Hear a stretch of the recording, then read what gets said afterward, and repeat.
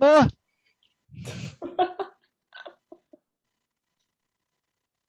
Give me just 1 second. Giving you a second.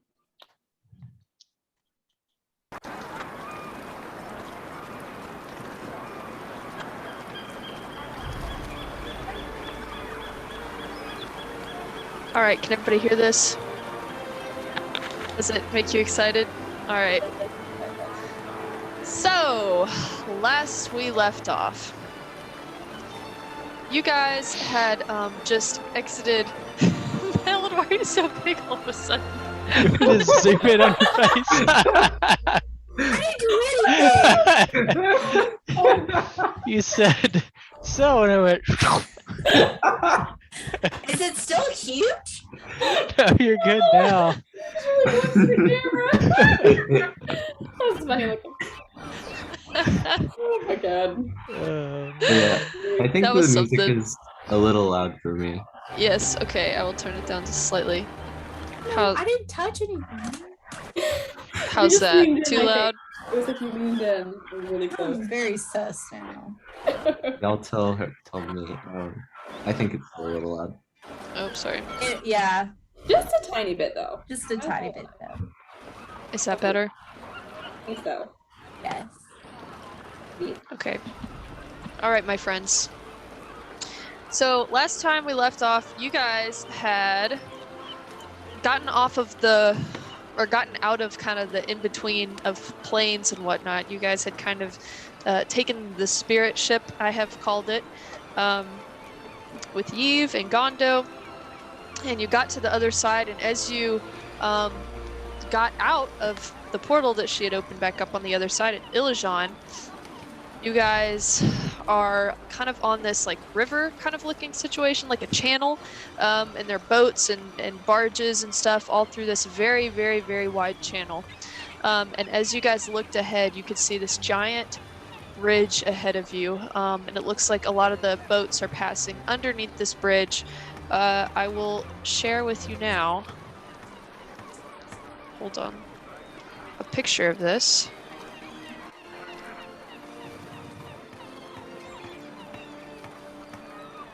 Okay, let's see, let's do this. Portion of screen. Okay. Can you guys see what I'm showing you here? It's loading. I'm putting down. Give it a second. It's loading. Oh, I see. There it Oh. is. Okay, so you see this one in the middle, this thing I'm hovering over? Yes. That's what you guys see here. You guys Okay. see that ahead of you. So this Whoa. giant bridge, and you can see there are people just passing all over this bridge, all across. And as you guys look behind you, you see that behind you, it's like mountainous. And it looks like you guys have kind of come down what looks like there are these huge walls that encircle this entire kind of like mountain range. And so the way this whole city is set up is like there's mountains that surround the whole thing, but then it comes down, and it comes down to this huge like harbor. And maybe this might be a good time to show you the overall picture of Ilajan, the map. Yeah. So then we get a better idea here. So there's a huge like wall at the top of these mountains that kind of encircle this entire city. And at the very, very top, you can see that there's like, it's almost like a dam at the very top in the middle of these walls. And there's like a little bit of water you can tell kind of spilling through these pipes that are borne through this wall. And as you're getting kind of a better look at it, you're registering that it looks like it's almost like tiered of like water. And it's essentially like the river runs all the way up there, but they use this like tiered kind of like channel locking system to like lower the boats all the way down to sea level. So then they don't have to just go over a giant waterfall or anything, you know? Yeah. Oh boy, this might be a while to load. Let's pull this one up. Cool. Stop the share for a moment. What was Cactus Rex? I was gonna ask. Don't was look at that. Don't look at that. If you Going to guys, the desert. if you really want to know, that was one of the rooms that you guys didn't go to in Mass Temple. That sounds cool. Cactus Rex? Yeah, I have an Oh my entire gosh, map for it and everything. That's so funny. Wow. Oh my gosh. It was really something else. Oh my gosh. Yeah. Great. Okay, I took a picture of this so this wouldn't have to do the loading thing. Kind of annoying. Sorry, they're for the dog barking. I don't know what they're I can't hear your dog. You're fine. Okay, good. Griffin, good lord. I 100% had this taken a picture. Bros, I'm gonna pause for just a hot second. You should I always- do So have wait, a were lot you- of tabs open. Oh, here we go. Oh. Nice. Are we frozen? No. No. Okay, we're resumed. Okay. Alrighty. There it is. Okay. So The music's not there. that's okay. I don't care right now. Okay. So Making sure. yeah, so Ilajan, you see it ahead of you. I sent you guys the mood board pictures. This place looks very almost like Spanish architecture. Everything is kind of made out of like a tan, stone-like material. The colors are vibrant. You can just hear the crowds going back and forth, and it echoes along this kind of like channel you have going on, and it just is a very, very vibrant city. And I said previously that this channel runs all the way out to the harbor.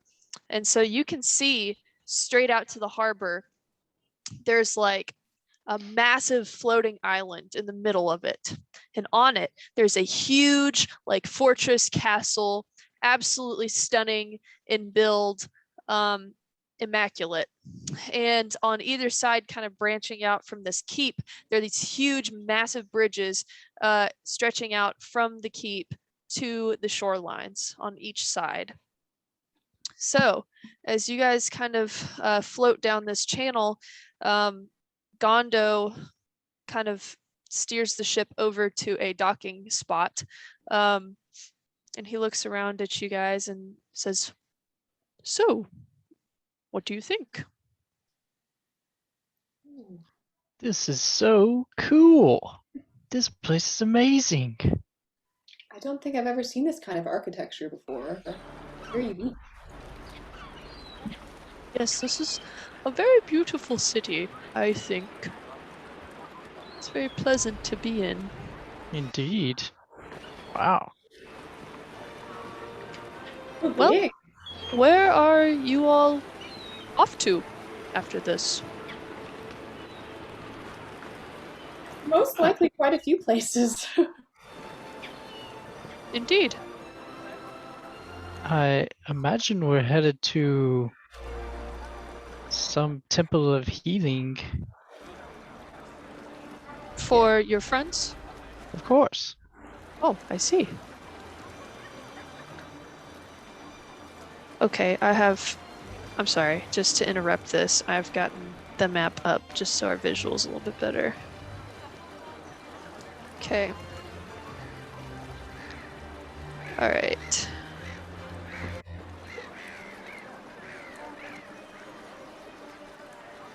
Okay, my friend.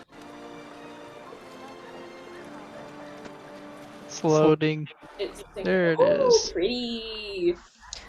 Okay, so let me walk us through where you guys are at right now. You guys have just kind of come off the top of this. The lock is where, that's where the whole kind of, tiered channel system is, like the dam to lower the boats. And you guys are right there underneath that bridge Oh, where wow. it says March Cane Station. So you may notice there are these different colorings and whatever. That just kind of designates the different sectors of the city. And as you guys kind of looked out into the harbor, you can see Grand Keep. So there it Sick. is, friends. There it is, Ilajan. Pretty sick. Beautiful. And so also, you may notice that some of this stuff up here is a lot higher up, and it's just like there are these smaller homes like built into the cliff sides and sitting on top of kind of the terraces. And all the way up here at the top, there are like mountains that surround this entire area, and there you can still see like watchtower points kind of lined along the top of the peaks of the towers, or of the fountains, and kind of a wall lining the entire place. Do you need me to zoom in on anything? There's not really a whole lot to look at, but you know, just for a nice visual. Let me actually do this real quick.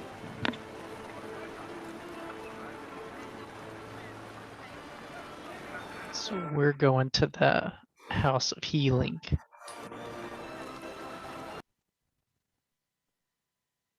Perhaps, if you want to. This is being very inconvenient.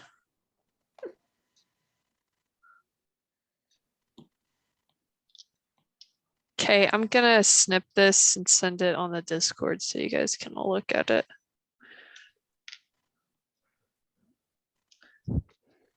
Copy.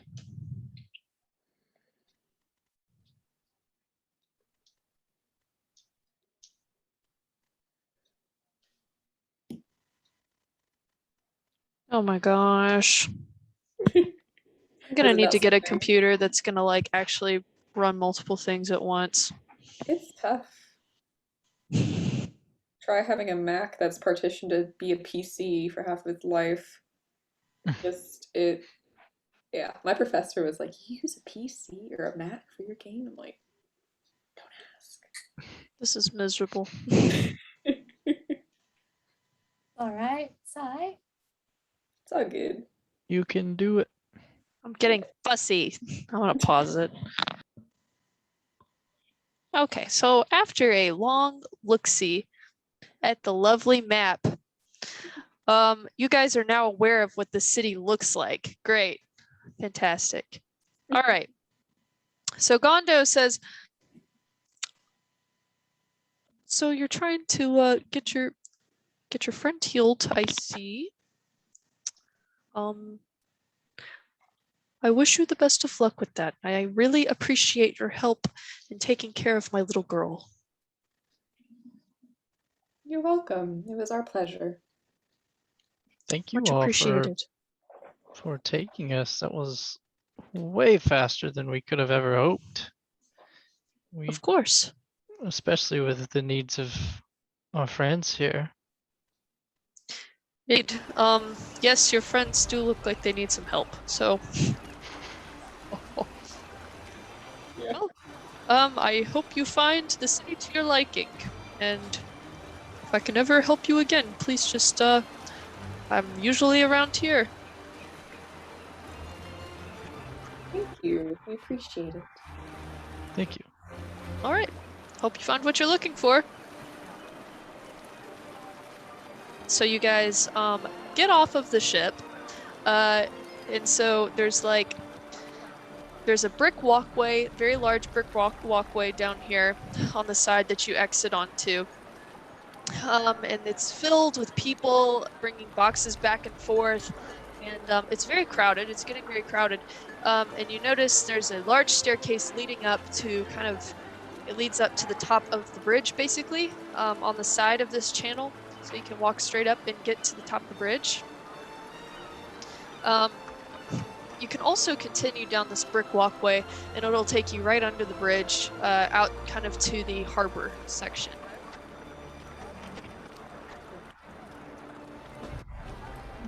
Do we have like our map, or do That's we what I know was the layout of the city?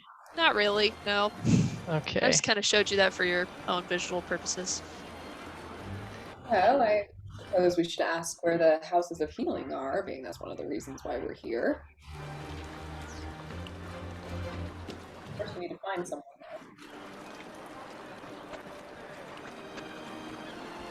In the harbor, right? Well, no, I'm sorry. You're like in the river channel that leads to the harbor. To the harbor. Didn't the bear? I forgot his name already. Did he Gondo. show us? Didn't he show us a map, or were you just saying? I mean, like, technically he didn't, but like, he doesn't have a map on him really, but he could probably tell you. Oh, well, the House of Healing, you just go up to the top of this bridge, and you go to the right. It might be faster to take the red line over there. Or you can walk if you so wish. Yeah, I'd say let's try to find this red line. I agree. Indeed. If you would like to take the red line, just go up there to Marge Kane Station.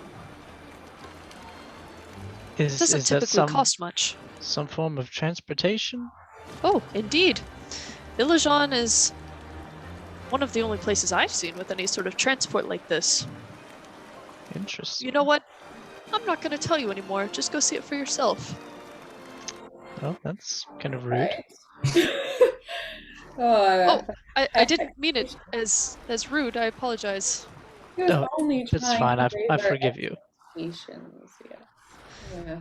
I'm interested in seeing this contraption you speak of, so I'm eager to be on our way. So also, previously you guys had kind of noticed. I mean, like previously it was cold. Like Havelsfund was like very cold.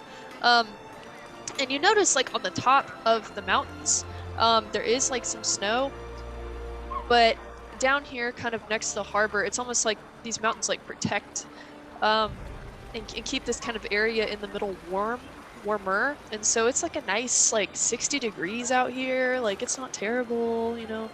Little bit of a chill in the air, but anyway, definitely no snow or ice where you're at to be seen. Is it abnormal? Like there's a portal nearby? I mean, like geographically, you could probably be like, okay, this could make sense. Yeah, sure. Okay. Yeah.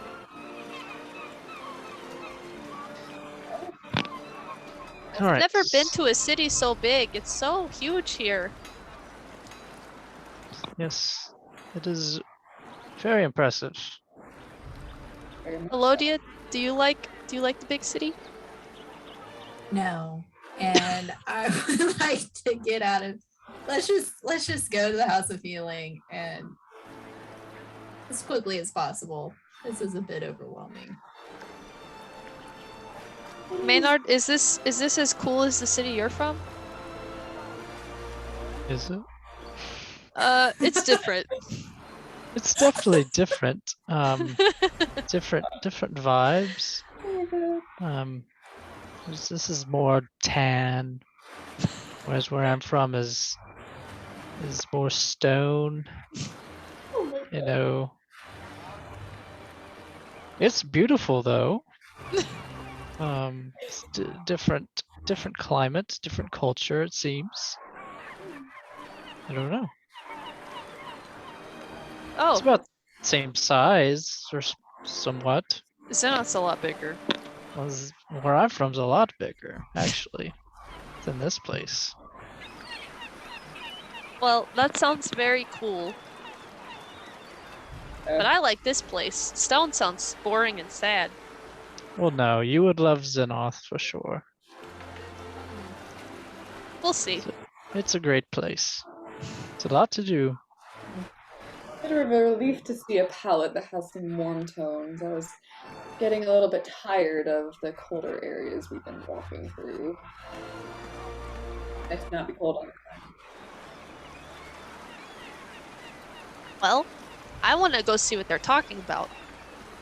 You and me both. Let's go! So, you guys go up the steps, and you get to the top of the bridge. And immediately, it is like very, very crowded up here. There's a lot of people on the bridge. There's a lot of people like crowded around the station. So you see over to the left on the other side of the bridge is what they call March Kane Station, what Gondo is kind of referencing. It's this huge grand building, and it's very tall, and you can see coming out from both sides of it. It's like there's a huge cutout on the side, and it's essentially like, for lack of a better description, it looks like the monorail coming in and out of this place. So instead, though, it's like an aqueduct going on either side. And you can tell there are these huge kind of like cabins that are like sitting on top of it. And you can see standing in the back, there are, there's like a little kind of glass bubble kind of on the back of it, and you can see a person in there, and you can see them moving their hands kind of rhythmically, and you watch as like the water kind of rises and pushes it forward and propels it down that way. And you can see on this particular one, it holds probably like 3 cabins worth of people, which looks pretty substantial. Like it's in 3 segments. So you guess just by looking through the windows of it, there's probably a good like 100 people in the whole thing. And this one is painted with a red stripe going down the side, and you can see it kind of takes off down the right side towards where Gondo kind of said the House of Healing was. And from this vantage point, you can look down, kind of looking at the entire harbor, and you can see that there are massive buildings lining the entire way, left and right. Now, in the direction in which you kind of saw the House of Healing, you see this huge, like, looks like another fortress to rival the one that you see directly in front of you. Just massive columns coming up the side of it, decorated beautifully. Just it's got like these cloths hanging out the windows here, there, and everywhere. Just stunning colors. And on the top of it is like a dome made out of like a mosaic. Beautiful. And then to the other side, looks a little less nice. There's not all of these like grand buildings that are kind of on that side of the harbor. That looks at the rich side. You look over there and you're like, dang, that's ritzy. I see all these chateaus and castles and all these things, and the docks are leading down to the harbor and they look nice. And then to the left, it looks like a lot smaller, a little bit more bland, just not quite as fancy, elaborate, all these things. So you notice that the red line is running a little bit more frequently. There are 2 kind of aqueducts side by side, and one's returning as one is leaving. And you can see also that there are a ton of people gathered in the streets, and some of them are kind of like crammed to the side, just lining the streets. Some of them are actually going about their business. But the section you're in right now is just filled with marketplaces, and shops and stores and these tall buildings that most of you have probably never seen before. Well, really, actually probably all of you have, now that I'm thinking about it. You guys are all pretty much from cities except Ilajan and Mishra. So I forget that you guys are like from big cities and stuff. So Ilajan, you're just very overwhelmed, and Endurance, you're probably also pretty overwhelmed, even though you kind of have some prior knowledge of cities and things like that. But man, it's a very beautiful place to be.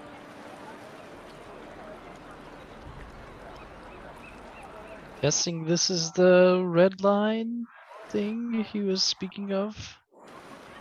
Must be. I don't think I've ever seen anything that looks like this. I've been to so many other cities, but none of them have had anything. I don't even understand this type of technology. I don't trust it. Elodia, I'm not sure you trust much of anything nowadays, so I let's really don't trust that thing though. go try it. I trust Gondo, and Gondo has informed us that this is apparently some kind of jewel of the city. So, I feel like we'd be foolish not to try it. Besides, look at all the people on there. I highly doubt they'd have something unsafe transport that many people. I don't know. I don't. You never know until you try.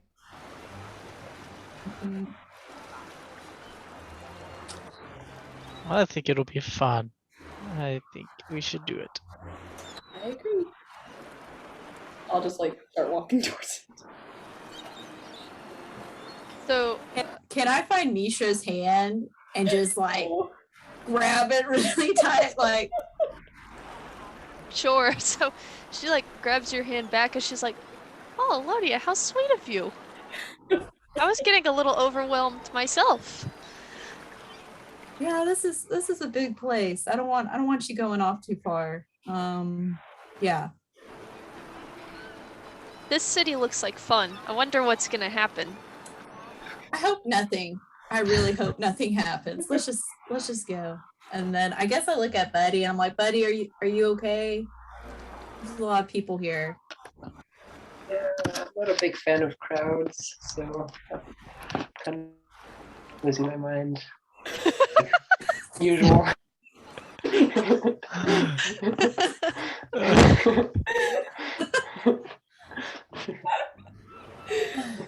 Oh, buddy. Buddy, do you want to hold my hand too? Yes. Sure, Mishra. Okay, good. So she's just like standing between you guys, just like a whole little bit shorter. Elodia's pretty short, so but she's still like smaller than Elodia. Yeah. So she's just like walking hand in hand with both of you all. And so she like starts catching looks of like all these different stalls lining the way down towards the station, and she starts seeing like all the different like plants and flowers she's never seen before kind of growing up the sides of the walls and things like that. And she's like, oh, wait, I want to go look at that real quick. And she like lets her hands go and she like runs down that way. No! Oh my god. Can I chase after her? Like, Sure. Mishra, no. Oh, No, Mishra, we gotta keep going. We can't stop right now. Oh, okay, fine. But there's so many pretty colors and stuff. Well, that building looks really pretty. And she like points to the station and she's like, I'm gonna go that way. And so she like takes off that way. I guess I follow after her. So you guys all get close to the station, and it's a big, like, rectangular building, and it's got like this stained glass kind of lining the top tier of it. And you walk up to it, and it looks like there's kind of this staircase leading up to the entrance. And you can see like 2 guards posted up at the bottom, kind of just making sure nothing looks too suspicious or nefarious. But this looks like it's totally bottlenecked up at the top. Like there's like a ton of people. And they're just Are there mostly humans here? Or Oh, I what's- probably should have mentioned that. No. There is a blend of all different types of peoples. You got half-orcs, tieflings, elves, humans, halflings, dwarves. It's, well, not as much dwarves. Mostly, like, all the aforementioned. And then, like, you also see some of the animalistic people, like the tabaxi. You see the rabbit folk. You see the owl folk. You see, like, the different types of folks kind of scattered throughout. Now, they're a little bit in the minority, but you see a lot of different people. This is the biggest like blend of people you've seen Man, since I've Pale been. Rider's gonna wreck this place. Oof. I guess I'm gonna like look around and like notice that there's a lot of different types of people and be like, I think this is the first time I've been in a city and not felt like I'm the only tiefling or that I would be judged. I'm not sure how to feel about it. It's wonderful. It's just so new. This is the first time I feel like I'm in a city that I feel judged. Well, I guess not everything can be perfect. I guess So- are we noticing that Elodia's gone yet? and Mishra. She's kind of kept up with you. Like Mishra was like basically racing all of you to get to the station Okay, anyway. okay. So she like stops at the stairs when she sees all these people like kind of coming out of the door because it's like a huge line there and whatever. And she's like, "Oh, do we have to like wait and stuff?" Yeah, I mean, that's what a line is. And normally these sorts of things aren't just, yeah. It would be chaos if there wasn't. Well, Gondo said we had to pay a fee or something, so I guess maybe this is a line for it. This sucks. I hate this. Systems have to work some way, Mistra. Trust me, you'd prefer it this way than what it could be. So she like goes and stands like right behind. It's like a rabbit folk standing there, like 2 rabbit folk and an elf or something like standing there in front of you, and you guys kind of get in line behind them. And you kind of like overhear them sitting there and complaining. They're like, "This is so annoying. When are we gonna get this taken care of? This is like so inconvenient for people like us. They need to get this taken care of." And they're just kind of sitting there pitching a fit about it. Excuse me, is this the line for the red line? Yeah, this is the line for both of them, all of them. I mean, Isn't it ridiculous? Yes, this is terrible. They need to get these people out of here as soon as possible so we can go about our business.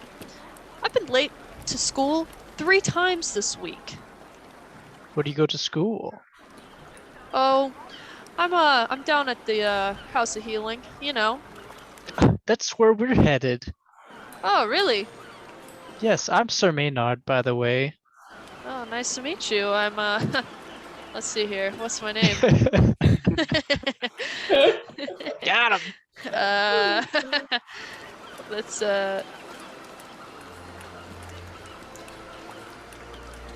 Ismala.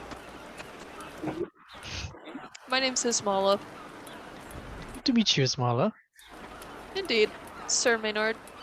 So this is the fastest route to the House of Healing? As of right now, yes, unless you'd rather walk, but walking isn't gonna do you much good. It's still pretty crowded. I mean, it's gonna take a good, I don't know, while to get through this line. Walking will take 2 hours with all this crowd to get all the way to the House of Healing. It's ridiculous. At least this line will, once we get on the actual thing, will take about, I don't know, 10 minutes, if that. Is it always this busy? No, since those people have come in. Are you from here? No, we are not. We are on vacation. Well, that would explain it. Oh, well, all of these people came here, and so now this place is packed. Especially What? school, around school. It's so packed around school. Everyone else is on vacation as well? Yeah, right. Who are they? Who are these people? It's all those people from Narncross. Didn't you hear? They're here? Yeah, they just showed up. What happened Camped out at the House of Healing. What happened at Noncross? You really didn't hear. Oh, no, that place is a pile of ash. Yeah, what a mess, right? Couldn't even keep it together Yes. themselves. That's Yeah, very well. sad. Sure is, I guess, but I guess they should have done a better job themselves. I don't know. Anyway, yeah, they're all What camped happened out at at the Norcross? House of Healing. I mean, I guess some psychos coming through decided to take it over. I don't know. I'm sure they caused some stir on themselves or something. Who cares? I'm just sick and tired of them being here. I'm sure you would wish that people were nice to you if you were in the same situation. I don't know what that's supposed to mean. But anyway, Supposed to mean to be nice, okay? persuasion check. Okay. Oh, let me get my stats.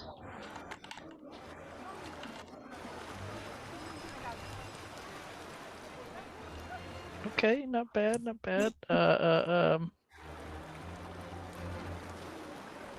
15. I guess you've got a point.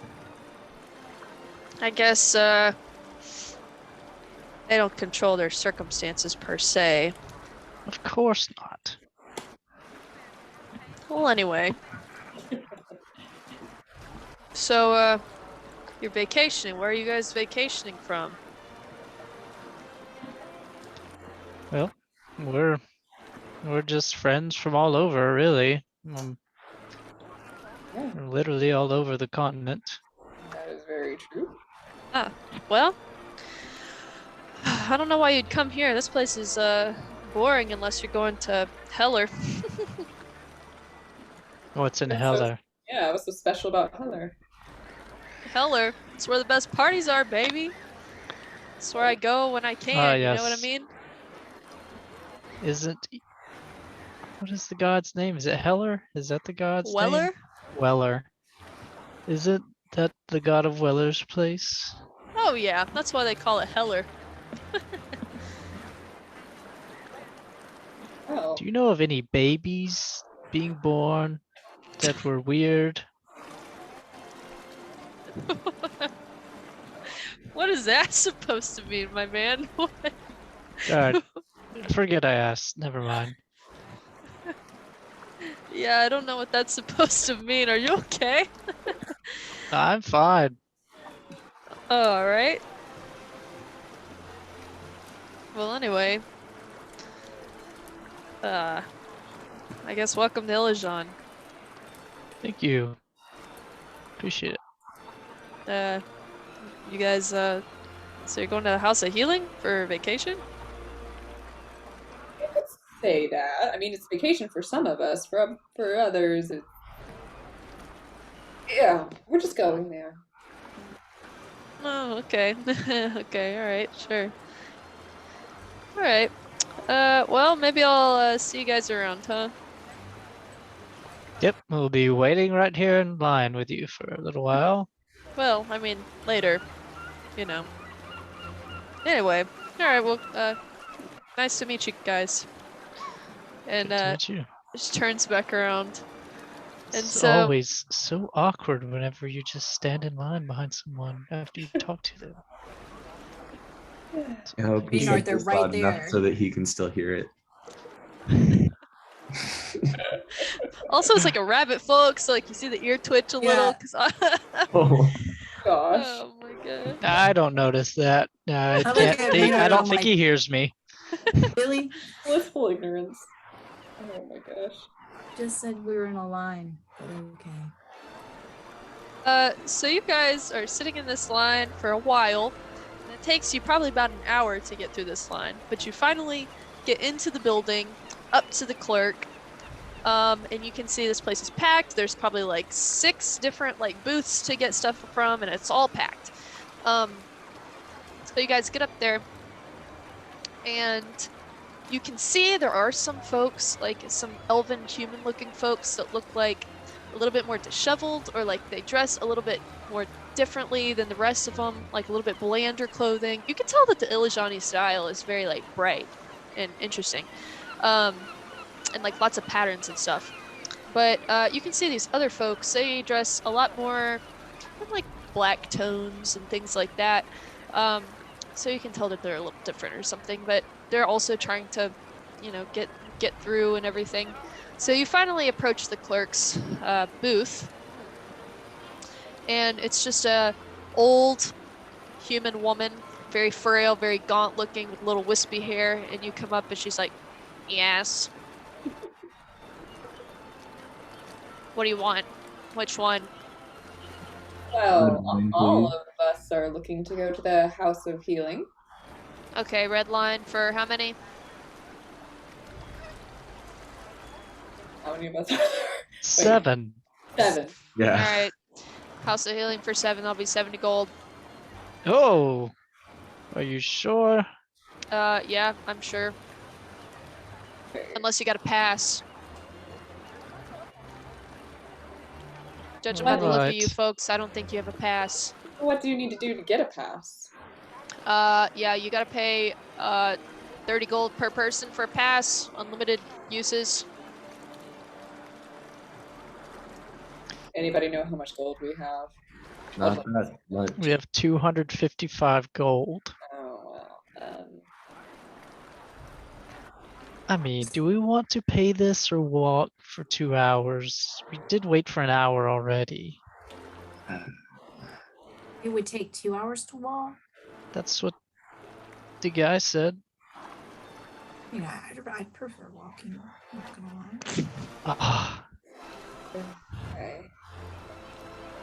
I don't know. I mean, it seems like we should stay here and try to get passes if we were wanting to actually use it frequently, but at the same time, passes would be I don't have all day, Shug. I'm gonna need you to hurry it up. What do y'all want? well, what are we doing? Walking or going? We'll walk, I guess. Alright, you're guess so. lost. Get out of my line. Fine. Fine.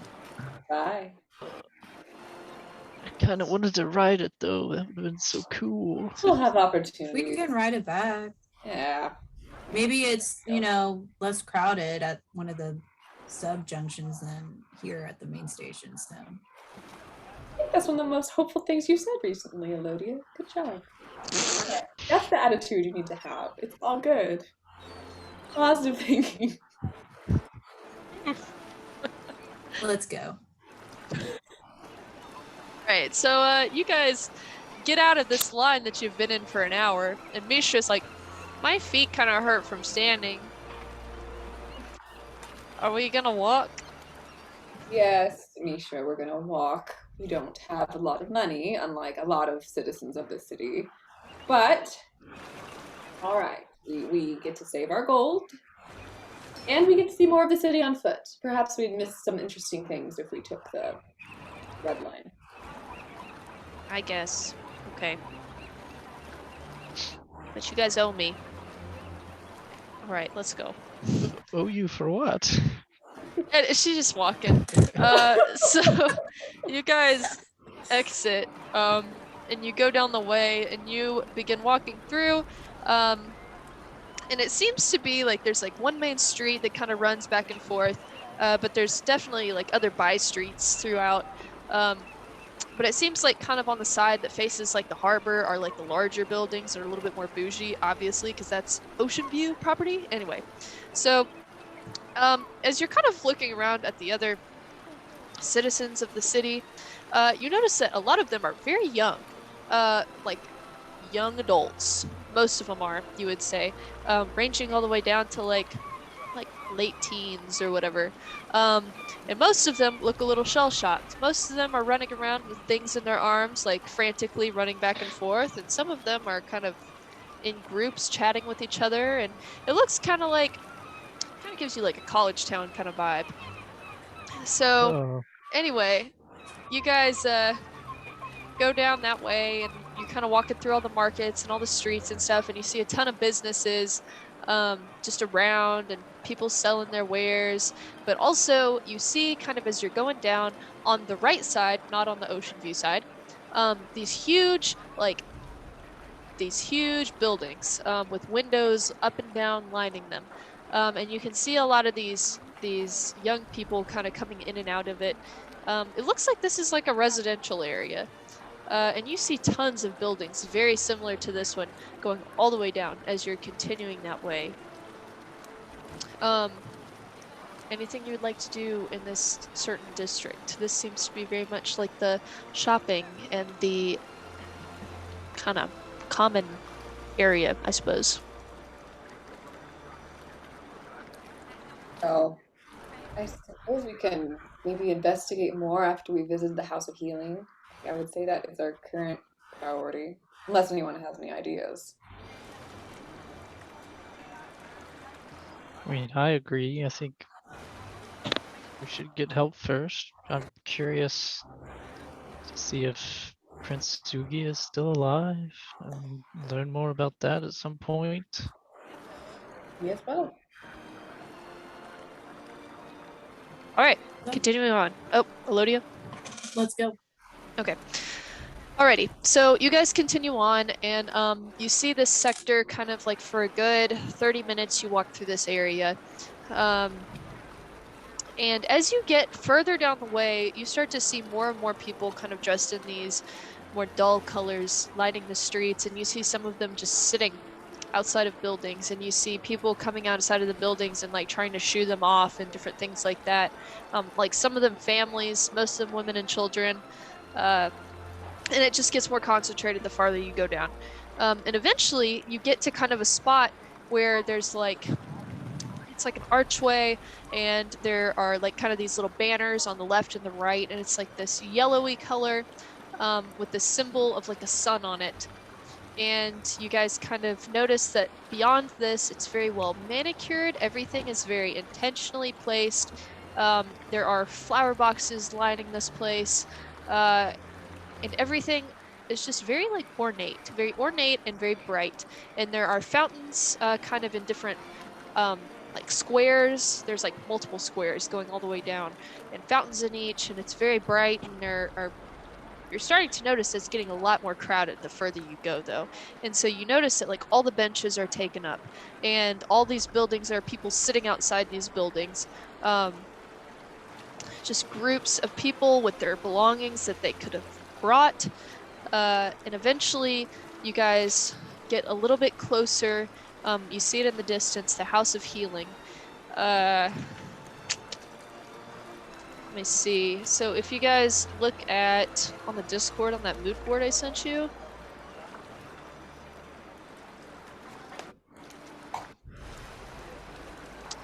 That top left building, think of that, but like on steroids. Like, oh no, I'm sorry. Bottom tall picture, with the gardens and stuff. Like, think of that combined with the top left picture. Like, that is the House of Healing, you see. With these massive manicured gardens and things like that. And there are people just flooded this entire area. And it takes a lot longer to start to wade through this part. But as you're getting done with the latter half of your journey, ahead, you begin to see like stretchers with people on them. Some people look like they're in better shape than others. And the closer you get, the more you begin to see stretchers with like sheets covering it. Blood soaked, some of them not. And you also note that you don't really see any of the young people in this area anymore. It just all looks to be people from Narncross. And let me change our scene here. We would have missed all these sights and sounds of the city, you know? Yeah. All right.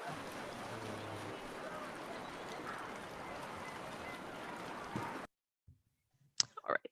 So, as you get closer, you notice that there are guards dressed in like this black armor, with a very like pointed look to their helmets, kind of towards the front. Many of them look beaten up, bloodied, but they have these huge lances in front of them. And you see kind of at the front of the House of Healing, there's like a kind of like line of guards surrounding this one spot. And you can see a woman standing there with a very like intricate headdress, kind of like it kind of comes out in 2 points, but it's like there's a veil like draped over it, and she's in this like long black dress. And you can see her standing there kind of talking to some people that look very official in very bright clothing. But in front of her, you see this crowd of people, and on top of the people, they're holding this stretcher with a sheet thrown over it, blood soaked through in a couple different spots. And you can just feel the energy completely shift from the previous area you were in. And this is a place of intense grief, sorrow, and agony. These people, you see them gathering their children close. You see them crying on each other's shoulders. You see just like the soot-stained faces of these people. The fear, you hear like a low whisper among them all, but it's like nobody really has the courage or energy to speak right now. And so this is just not a great place to be right now. And so that is the scene you guys happen upon. Oh. I'll admit I wasn't quite expecting this. This is a bit intense for a walk. I'm assuming these are some of the people from Narncross. Whoops, that was not what I wanted. Just kidding. Sorry, dudes. It's all good. Seems like it happened so fast. For them to be here now, they could not have lasted long. I guess not. It's terrible. And there's so many. I wonder if our Fantastic Four, or what were they called? I can't Wonder remember. if they That's what made you it. called them. Yeah. That's what you called them. Yeah. Okay. Yeah. Wonder if they survived it. I don't know. I guess we can keep an eye out or ask around, but these people don't really look like they're in the mood to talk.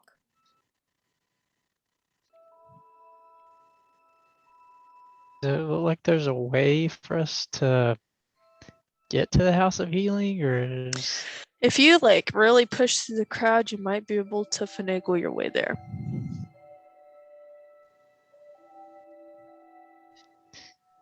well, do we try to get through or wait?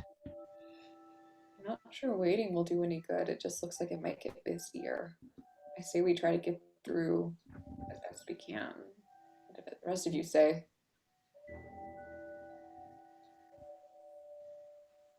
We gotta get through it somehow. You are correct. All right. Follow me, and I'll try and make a path. Not hurting. I don't want to hurt anyone, but just kind of make a little way. Throw in some bows. Oh my god. Just put my shield up and run through. Wow. Wow. Nice. Yeah. So as you begin to kind of like approach this crowd, this very thick crowd, and you are very far away from the entrance. But as you do, as you kind of approach, like I said, most of these people are like women and children. And as you, this very large armored man, begins coming closer, they all just kind of like almost like recoil, like wince away from you in particular. And there kind of seems to be this path forming for you almost out of fear. So good job, Maynard. And so you guys are able to kind of like push your way forward as you're catching kind of some people are giving you dirty looks Excuse and us. some people don't even notice you pass. I'm saying excuse me as I go through. Mhm. So you're wading through this crowd, and as you get closer to the front, you hear just like weeping under specifically kind of in the spot where they're holding up this one particular like stretcher above them all.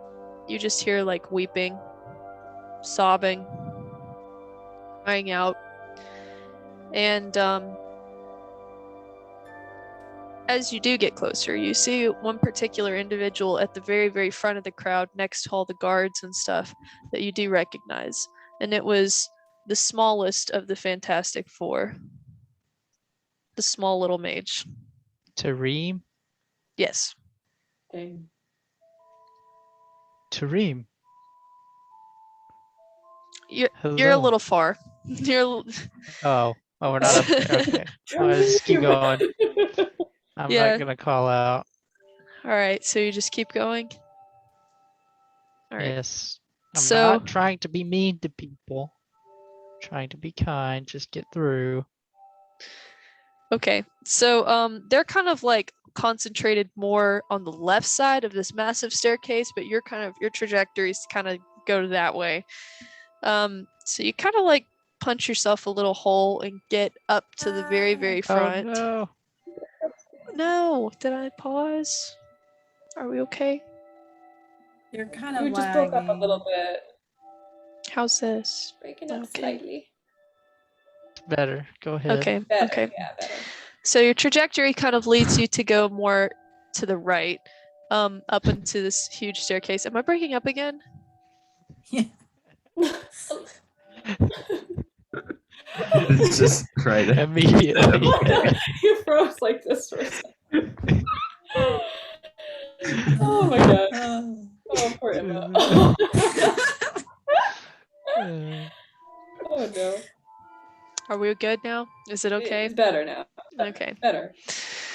All right. So you end up on the right side of this huge staircase, okay? All right. They're more concentrated on the left side of the building. Okay.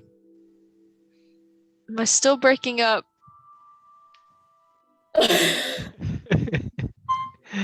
So It's okay. Your dumb. audio's pretty good. Your audio's It pretty catches up. It catches up. Go ahead. Yeah. Okay. So you guys get up there, and you can see there are people dressed in like these yellow tabards with the sun on their chest, standing kind of up near the doors at the top of this staircase. So you get up there, and it's like they're kind of keeping the crowd back. And that's who you see before you. And we're close now. Yeah, to like the guards up there in the yellow tabards. Oh, Not not the- Tareem.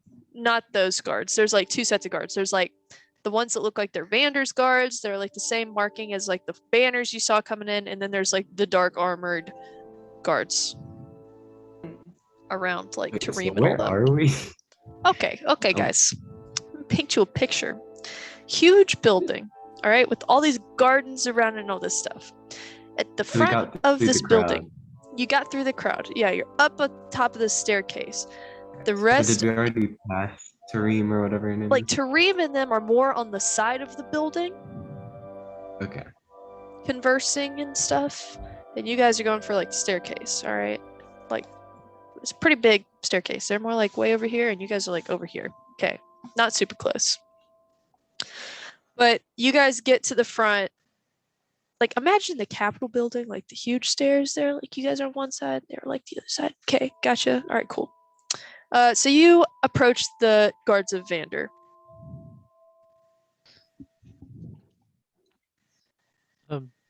Hello.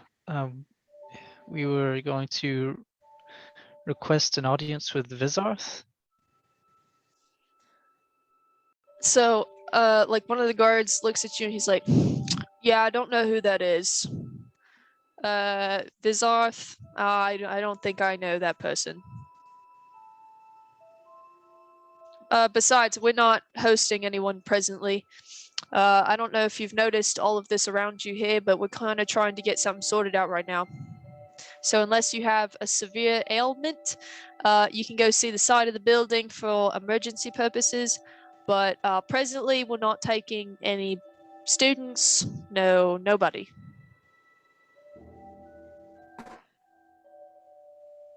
So what do we have to do to get seen? Well, you might have to come back in a few days once we get all this sorted out. Do broken souls count as a severe ailment? Are you bleeding, can't breathe, or dying immediately?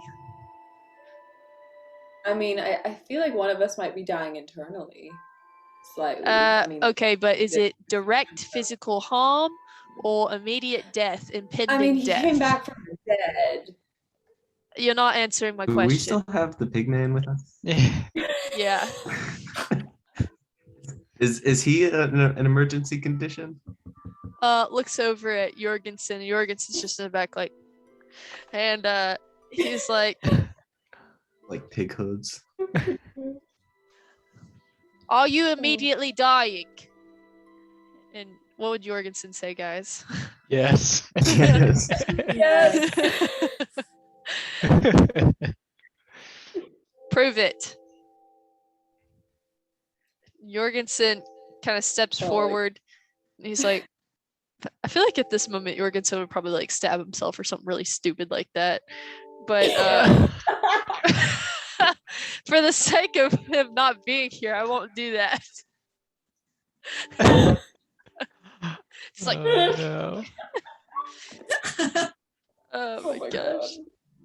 So anyway, yeah, I don't feel like I can have direct proof that this is immediate or impending death.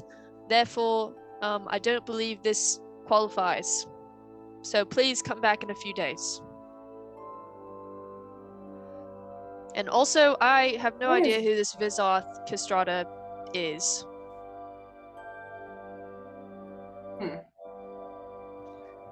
Well, then, I guess we will be off. Yeah, have a good one. I walk away. All right. I like turn to Maynard and I say, what about one of the four who's on the other side? Maybe he could get us in. Maybe he could remember us. That's a good idea. Agreed. Let's go What was talk his name again? to Reem. Yeah. Tareem. Let's go ask Tareem. So you guys gonna try to get over there to Tareem? Sure. All right.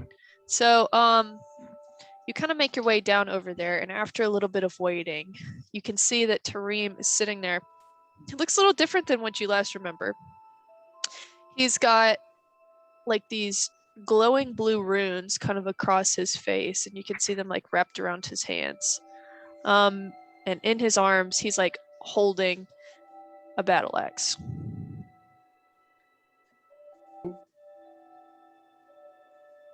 And he's just kind of like staring at nothing, completely like flat face, like nothing is going to. He's just like staring at the ground.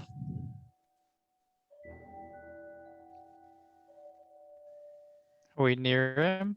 Yeah, yeah. Is he looking around or looking down or? Down, just straight down. Okay, I'll Spaced just out ease looking. up beside him and I'll put my hand on his back. I'll say, "Hey, Tareem. It's me, Maynard." He kind of looks over Oh, he can't understand me, Elodia. and he looks at you and he says, I understand you. Oh. Um. Well,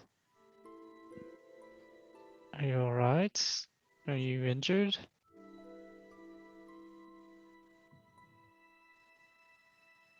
No. Well, that's good.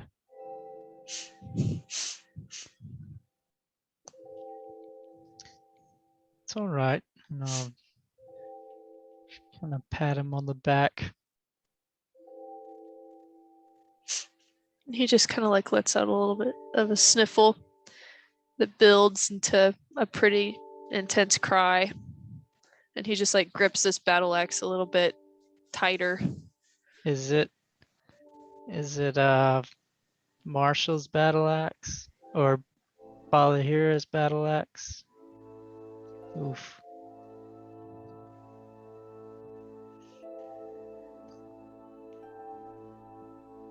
And he's just like, he kind of like looks at his hand and he like just tightens his fist, and just as he's sobbing, he just like starts like rubbing his face, just like looking at his hand, and like you can tell like part of the runes are like starting to fade a little bit,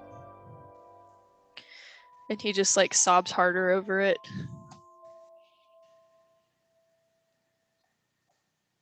Do you need anything? Would you like me to get you something? No, no. Who do they have on this stretcher? Like the one that they're holding up. And he just like sobs harder, and he just says, Suki. Wait. As in Sugi, as in. The prince, yes. Mhm.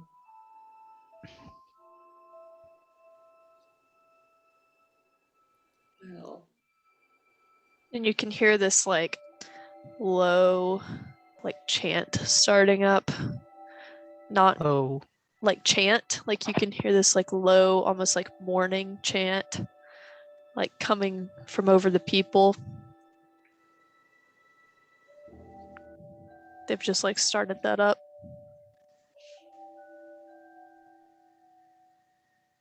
Yeah. And so he like, Tareem is just kind of like through the tears, he's finally like, kind of lightens up just a little bit.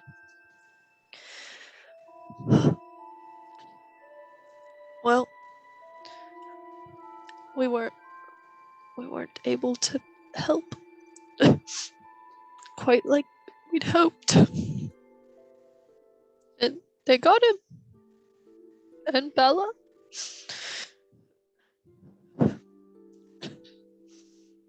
And she spent her last breath making sure I would live.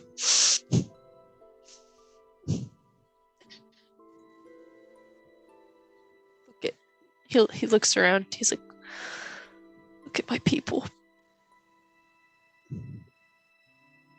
Where do we go from here?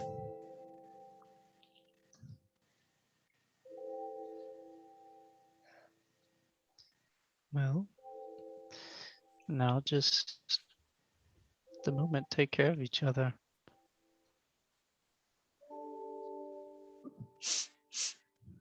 I couldn't even do that for my friends. He just like starts up again. I'll offer a hug. And he's very small, so he probably like comes up to your like lower chest and he kind of leans his head against your armor and starts sobbing. And you notice that a couple of the other people in the crowd kind of walk up to him and like start to pat him on the back a little bit. A couple older people come up and kind of embrace him as well.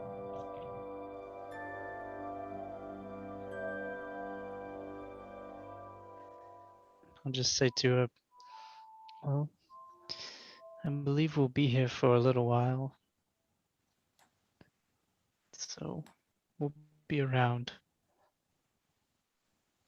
And He I'll lifts. kind of let him go. Mhm. And he lifts his head and looks up at you, like has to look like up at you.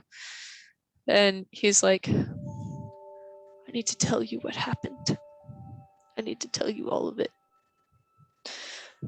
But if you want to. Not yet. Maybe later, but you need to know. All right. Because he's Take your coming. time. He's coming. He's coming here. And for Lyceum and for everyone.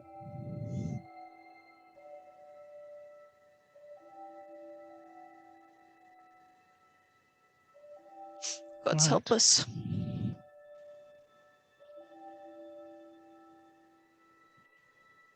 We'll see you around. Yes. I'll turn around and say hello to you. Yeah, now's not the time. No. We'll just let him come to us. At least he knows we're here for him.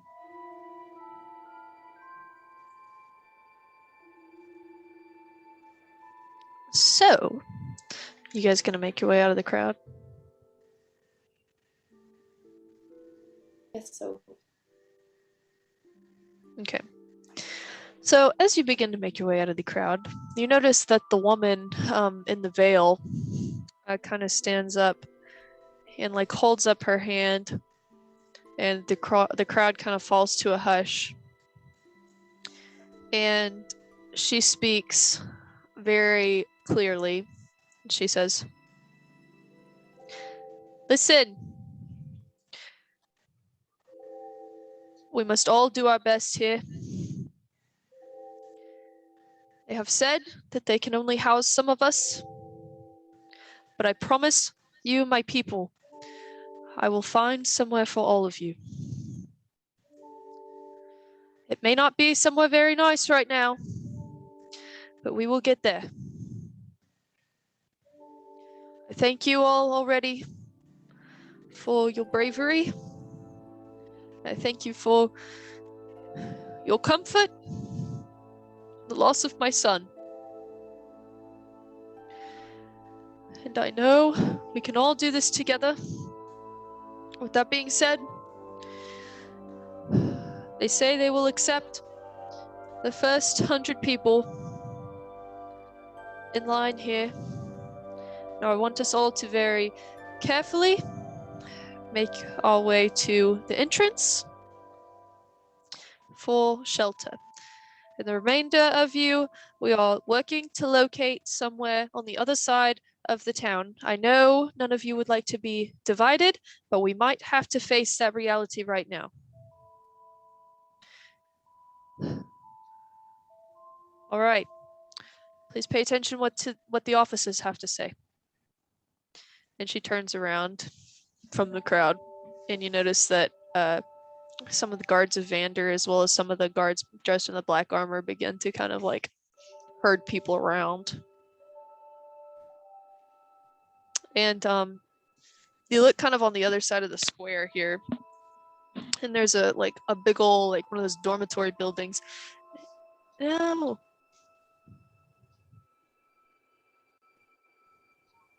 Dadgummit. Oh, you. Okay. She's Hear me now? No. oh Are we good? better. Better. Okay. We good? Can hear you now. Okay, well that's what matters. Okay. Yeah. So on the other side of the square, there's like one of those tall buildings.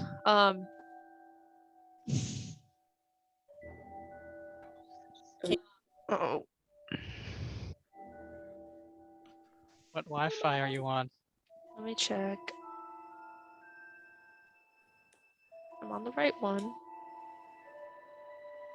Okay, well, we'll just have to wing it. Which one you on? I'm on Stormageddon. Okay, well.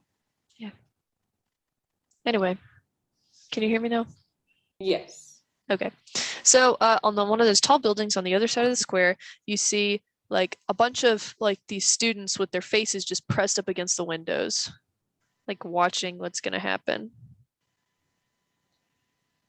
But anyway, so you kind of make your way out of the crowd again, and it takes you a little while, but you kind of find yourselves in the middle of like one of these gardens, big gardens, kind of on a by street.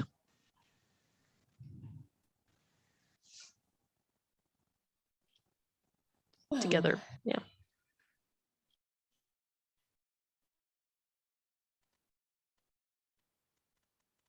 Am I frozen again? Dadgummit. That was terrible.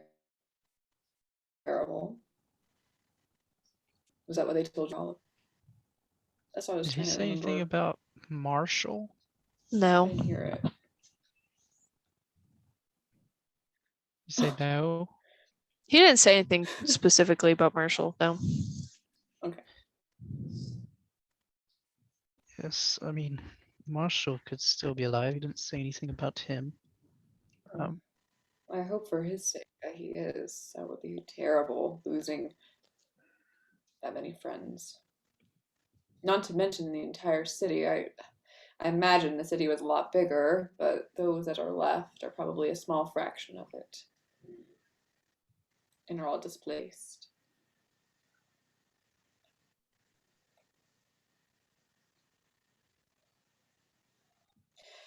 What are we going to do? It seems like our House of Healing option is a little I guess. Yeah, it seems like they have a refugee crisis on their hands they need to tend to first.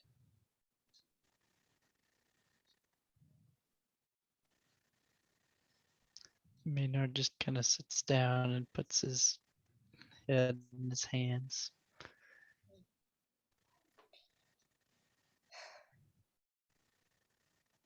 I guess we could find somewhere to stay and wait this out.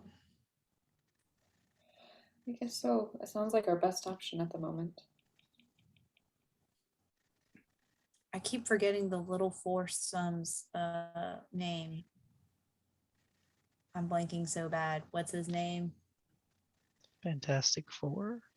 No, what the one who's alive who we just spoke Oh, to. Tareem? Tareem.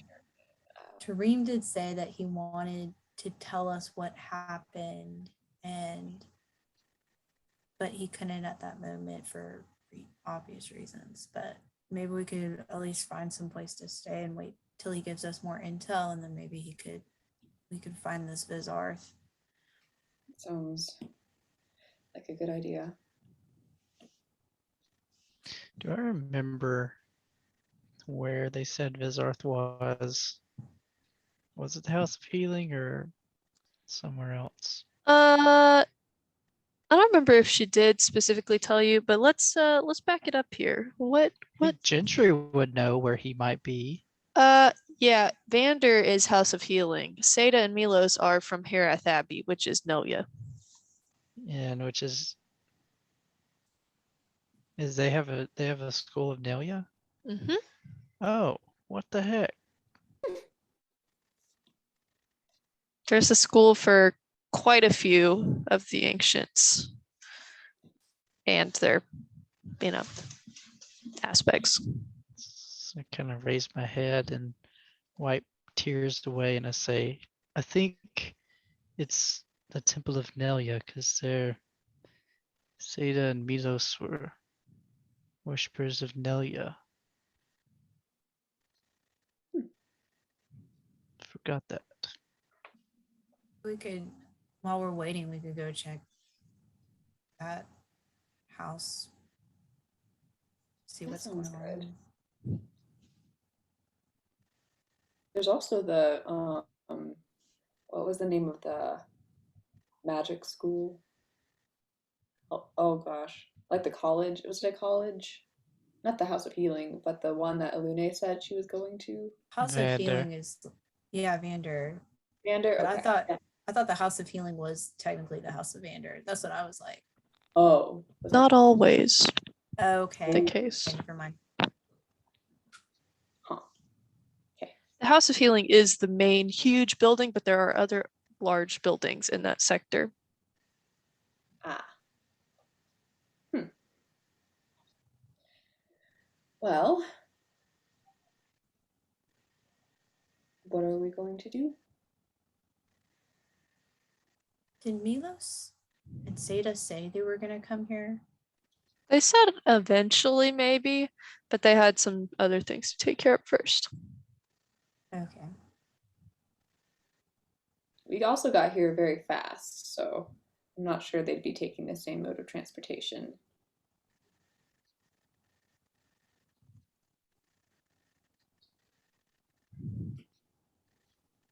Well, I guess we should ask around.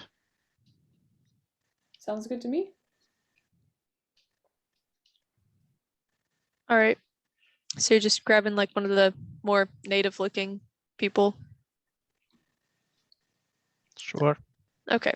So you guys reach over and you snag just some rando off the street. You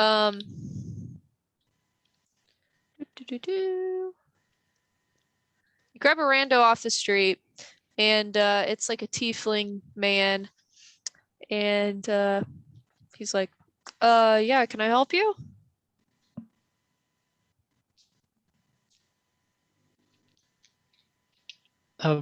Yes, could you show us to, or not show us, but tell us the way to the Temple of Nelia?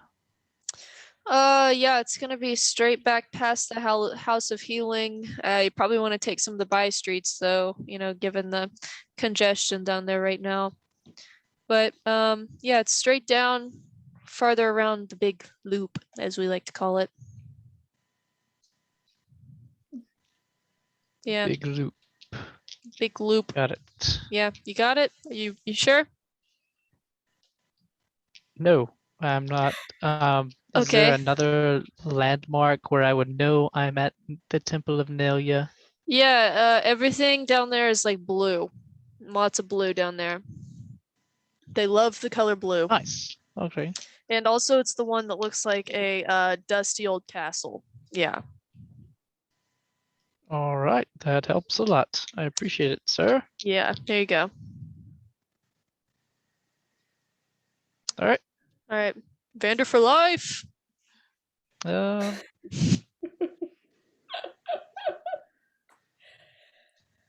Well, I guess we sort of know where to go now. It's rather congested, but hopefully we should make it there in decent time if we want to go ahead and head there. It's a large city. I mean, there's enough by streets and whatever. Like it's, you know, there's plenty of room to kind of get around it. Cool. Past that, it looks like everybody's kind of stuck at the House of Healing, but past that, it's not that congested. Okay. So you guys make your way down that way, and let's see. Let's do this. Okay, so you guys make your way down that way. And yeah. I was trying to get some ambient music on and my stupid dumb thing came on. It makes me so irritable. Let me just turn this Oh, that on, was I so guess. funny. No. Let me go back to my...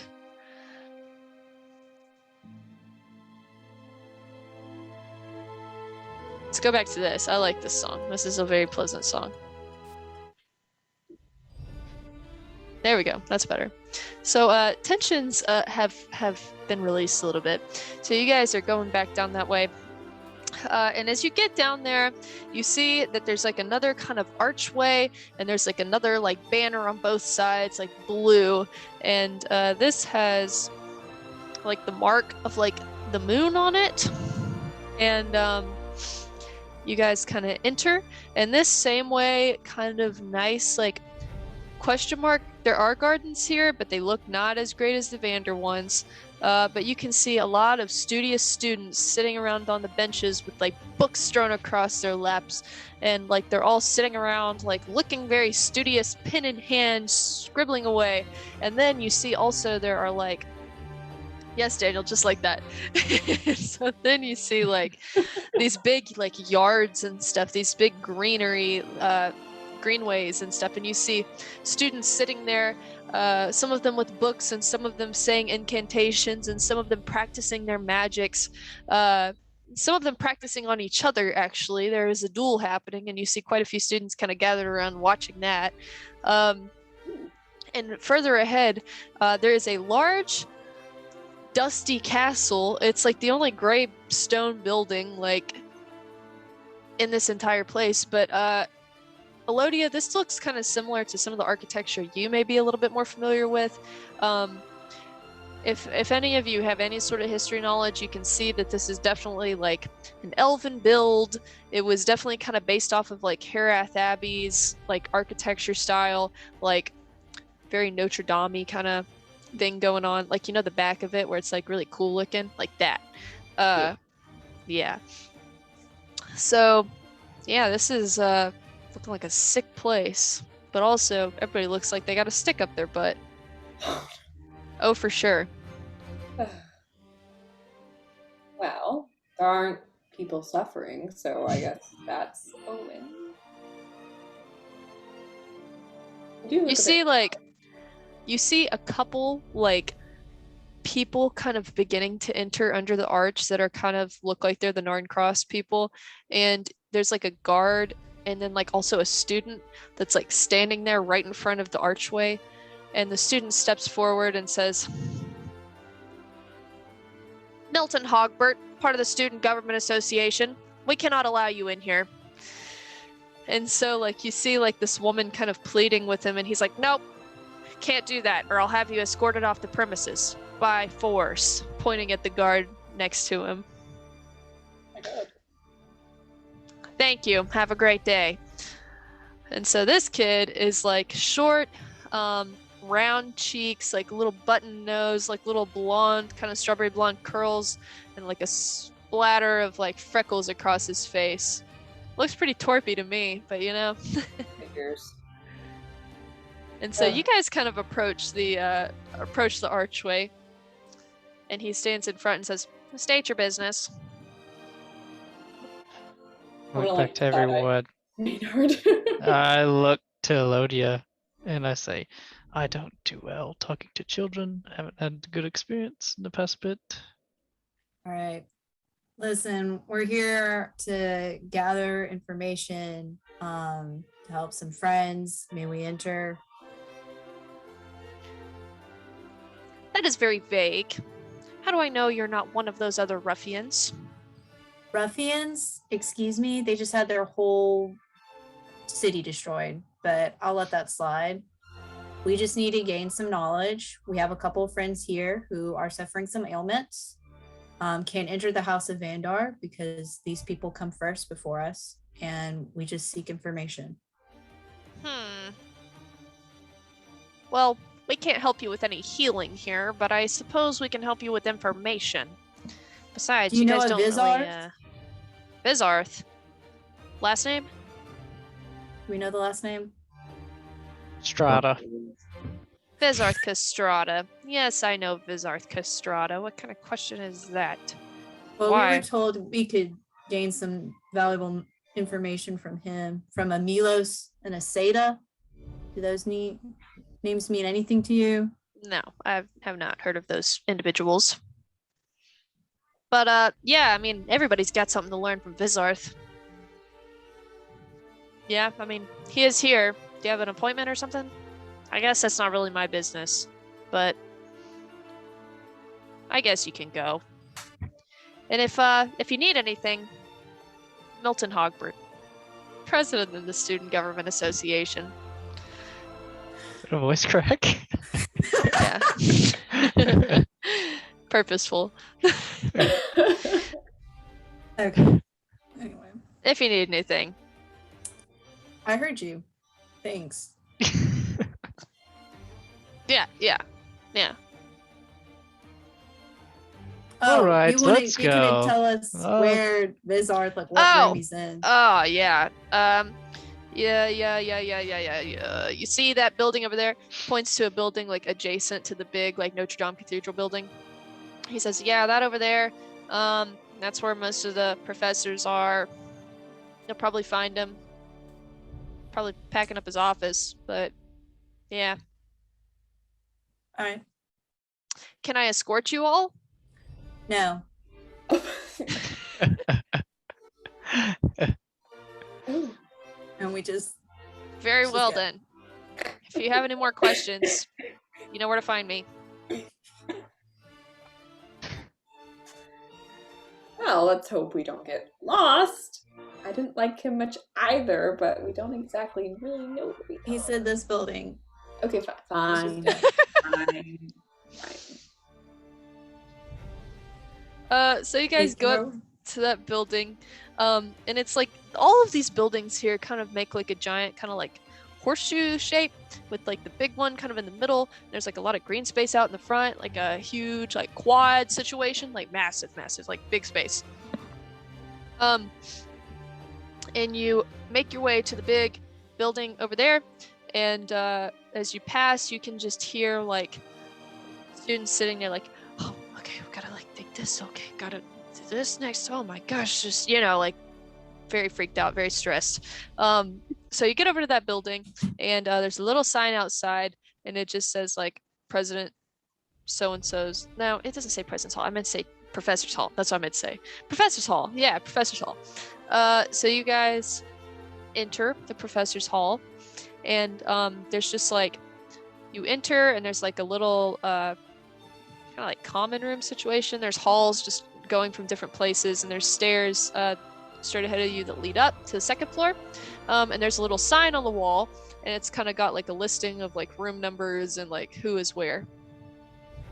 Uh-oh. What? Oh. I'll pause it briefly.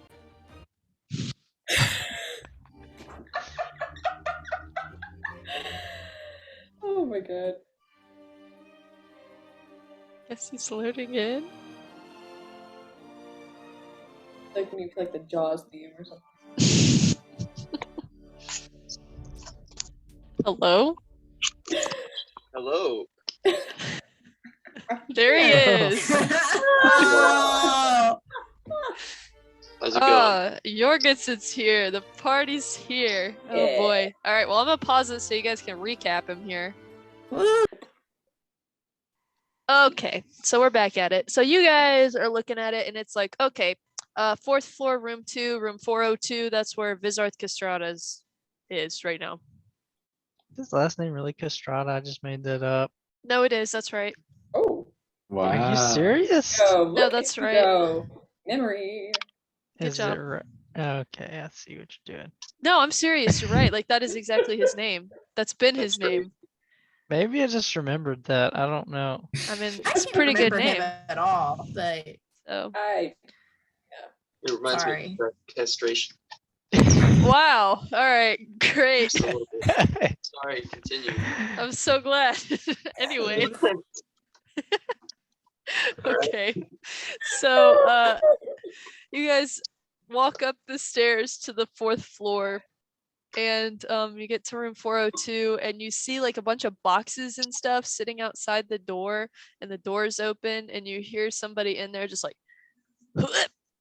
ugh. All right. There's another one. And this over here. And yeah. You just hear this guy in there. I look at Silas. I say, "Right, you're the curse guy, right? So Sure. you know what to yeah. ask. Okay. This may be for my curse, but I don't remember. I guess we should start with their curses. How many curses in all? We got a lot of How many curses in all? We have How many 3 curses? curses. Three? Several. Oh God. Okay. Right. So there's Buddy, there's Sir Maynard, and there's Jorgensen. Oh yeah, I forgot Sir Maynard had a curse. Yep. Mhm.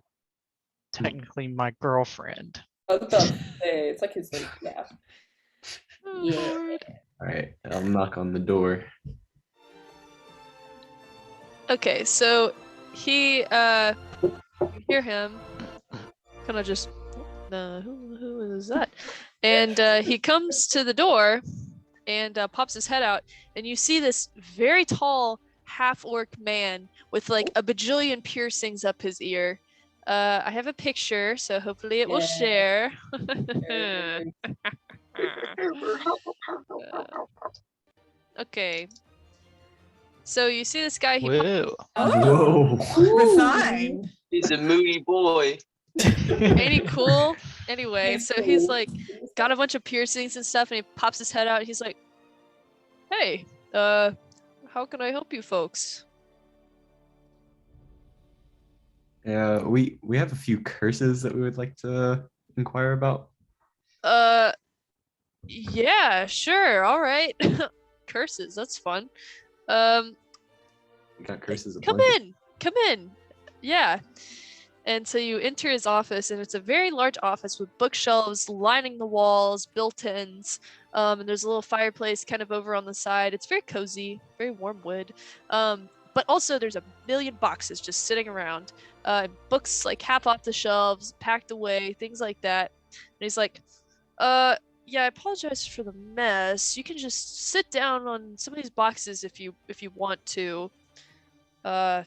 Yeah, I'm kind of in the middle of packing everything up, but yeah, just have a seat.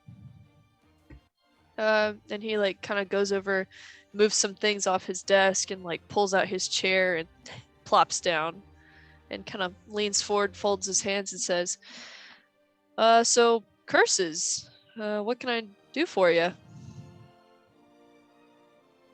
Well, Jorgensen, can you explain to him what your situation is? Okay.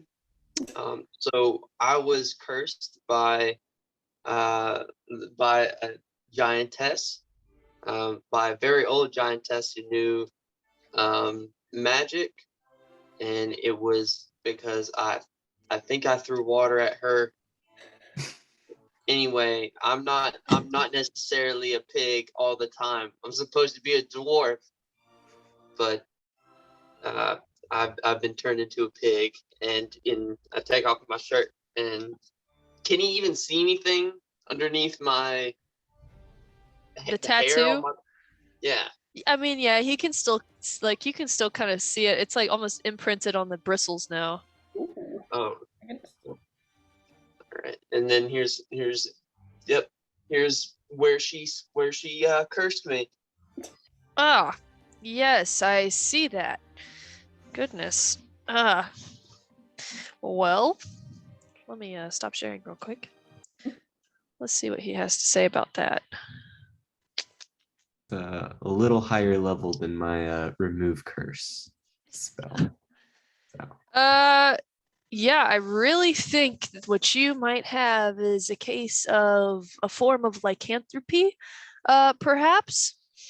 Now I'll tell you, I personally cannot remove this curse for you, but I'm sure we have someone here at this location that might know something. We have some very talented wizards here and mages of all sorts. And I know the House of Healing is a little backed up. We've been catching some of their strays lately, but as in people that are not able to be healed. I did not mean to say the refugees. I am very for the encampment and healing of those people. Yes, but in your case, sir, I might have to get into contact with a few other people here. I'm not exactly. I don't know who told you I was skilled at curses. But I know things, but I'm not exactly a curse specialist. I apologize. To be honest, I don't quite remember who told us either. Well, But we spoke to Seda and Milos. oh yeah, Seda and Milos. That's very bizarre. Who might you all be? I'm Sir Maynard. Pleasure to meet you. Pleasure. Yes. Jorgensen. Oh, very nice. I'm Silas. Endurance. Okay. Very lovely. Yes. Buddy. Okay. Very nice. Yes. Nice to meet you. Ludia. Ah, very nice to meet you as well. And Misha's like, and I'm Misha. And he's like, ah, yes, very nice to meet you. So he says, yes, we do have some people that might be able to take care of that for you. But how bizarre that Seda and Milos sent you my way. Wherever did you meet them? Listen, On the Apple find. plains. Apple find. Apple fight. Or the plains, technically, I guess. Yeah. Close enough. We met them in I the have- plains outside of Havelfight. Ah, interesting. Are they just traveling the world and sent you my way? well, they were on their way to find a religious relic, I believe. I'm sure they were. That's what they've been doing for the past 2 years. So it's been a long time since I've seen them. I hope they're doing well. Are they well? Yes, yeah, I would say so. They were on their way to find a religious tapestry to try and figure out how the world was created. Of course they were. Yes, that is in fact their calling in life. Very good. Very good. Well, what good fortune then, friends. Any friends of theirs must be friends of mine, indeed. Well, is there anything else I can do for you? I can go speak to some people So about. curse number 2. Oh, there's more. Oh, I There's see. 2 other curses. So curse number 2 is our other, probably our worst case here. Ah, We present Our Buddy. friend Buddy has a bad case of the brain fog, basically. ah, God. Just putting it yes. somewhat lightly. Tell me He about died, and we brought him back to life. Oh. Accurate.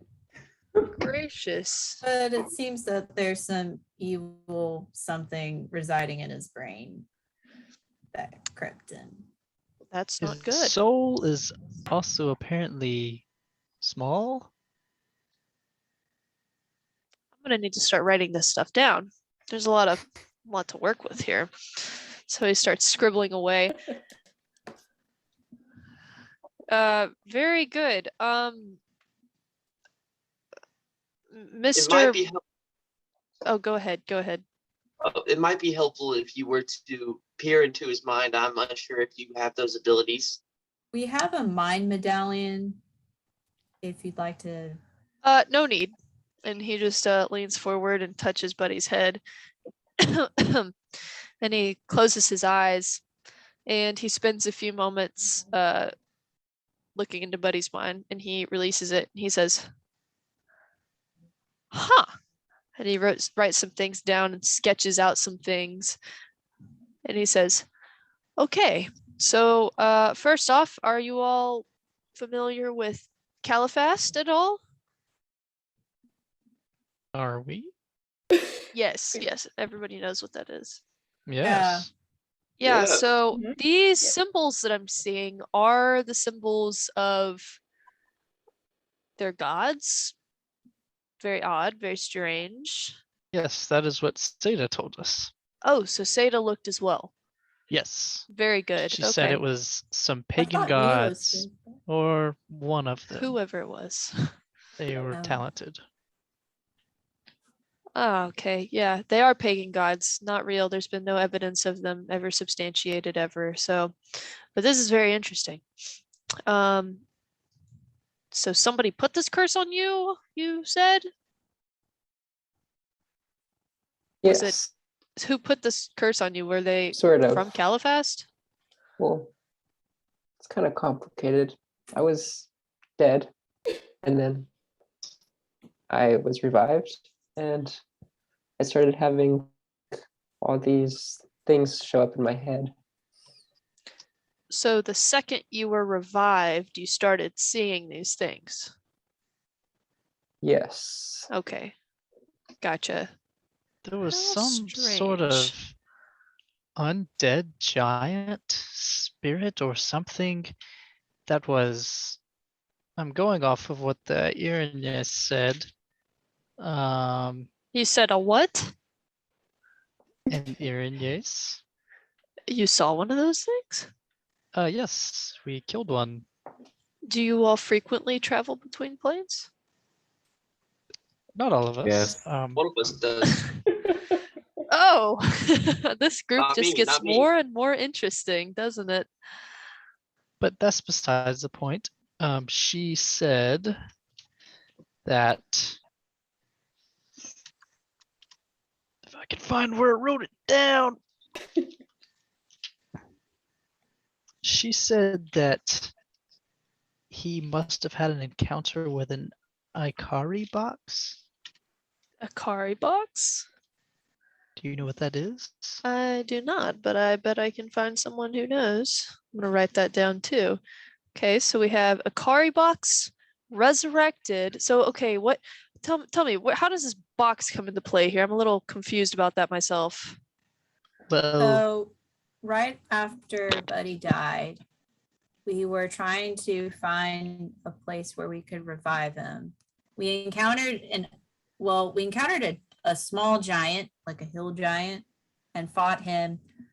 When we were going through his kind of hoarded treasure, there was a box, and we opened the box, and out from the box came this purple mist, and it infiltrated the giant. And then the giant came back to life. We killed it again. And then that mist went into Buddy.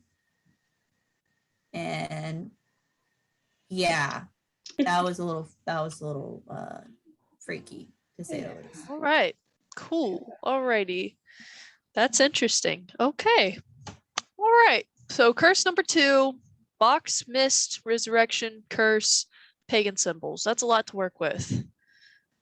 But I think I can get that, at least some of it answered, I hope.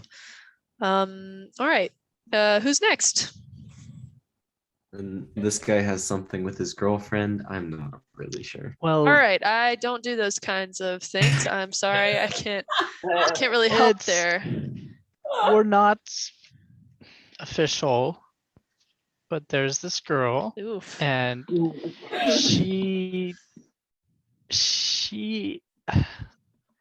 for some reason, her and her, I guess, village, there's some sort of curse there that won't let them leave. And it's been around for generations. They're not really sure. Are they sure how it happened? No. I don't think that you know that. I'm not sure how it happened, but she says she wants to get away. I think that means with me, but she can't. So, and I really want to help her. And I hear this is the place with the knowledge and many colleges here that this is the place to go. So a curse that encompasses an entire village. So this could either be regional or through blood lineage, perhaps. So Right. how do they live if they all are stuck there? How are they sustainable at all?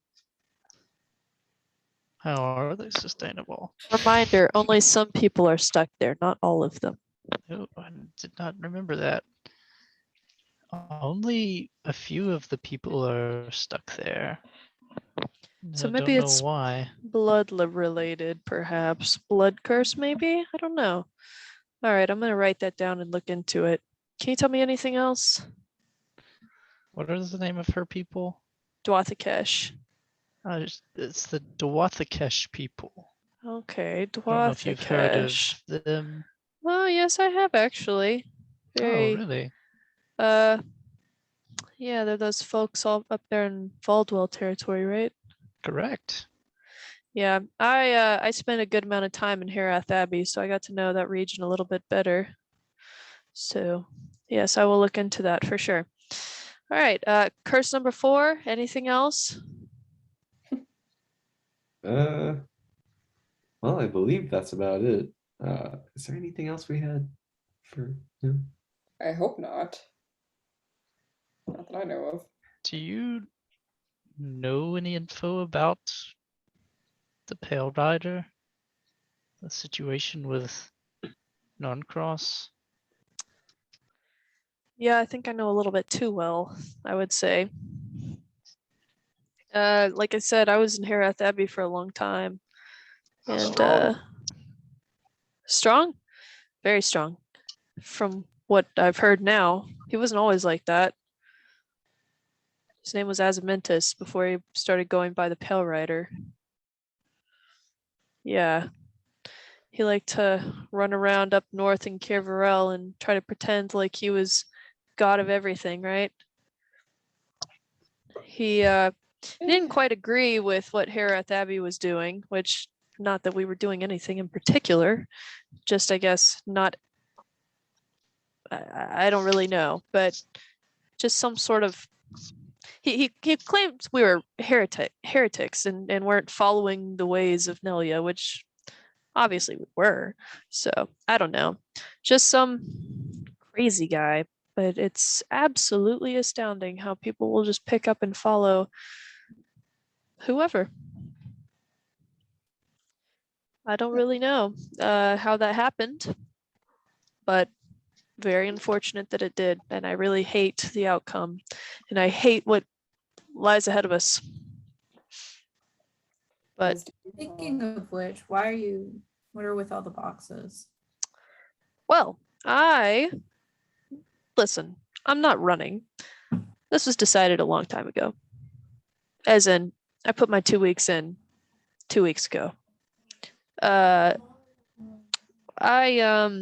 gonna be a part of the Arcane Exchange. You ever heard of it? No. I can't say I have. Yeah, so Nope. basically people with a few years experience under your belt like myself, you become part of the Arcane Exchange and get to travel the world and be a court mage for some far off distant place or wherever you might want to be. Whatever contract will have you, I suppose. So I'm going to the very sunny island of Crojan, way on the other side of the world. Well, Yeah, aren't you lucky? I When do suppose you I leave? am. When do I leave? About another week. I put my 2 weeks in, so I got to move out of the office. Hmm. But with all this going on, it might be a good idea to get out sooner rather than later before they shut everything down or troops come marching upon us all or things of that nature. But I'll be here a few more days if you all need any more help, and hopefully I can get these things done for you before I head out. Well, Do we owe you anything? Don't worry about it. That's kind. Thank Yeah. you. You're welcome. Any friends of Seda and Milos are friends of mine.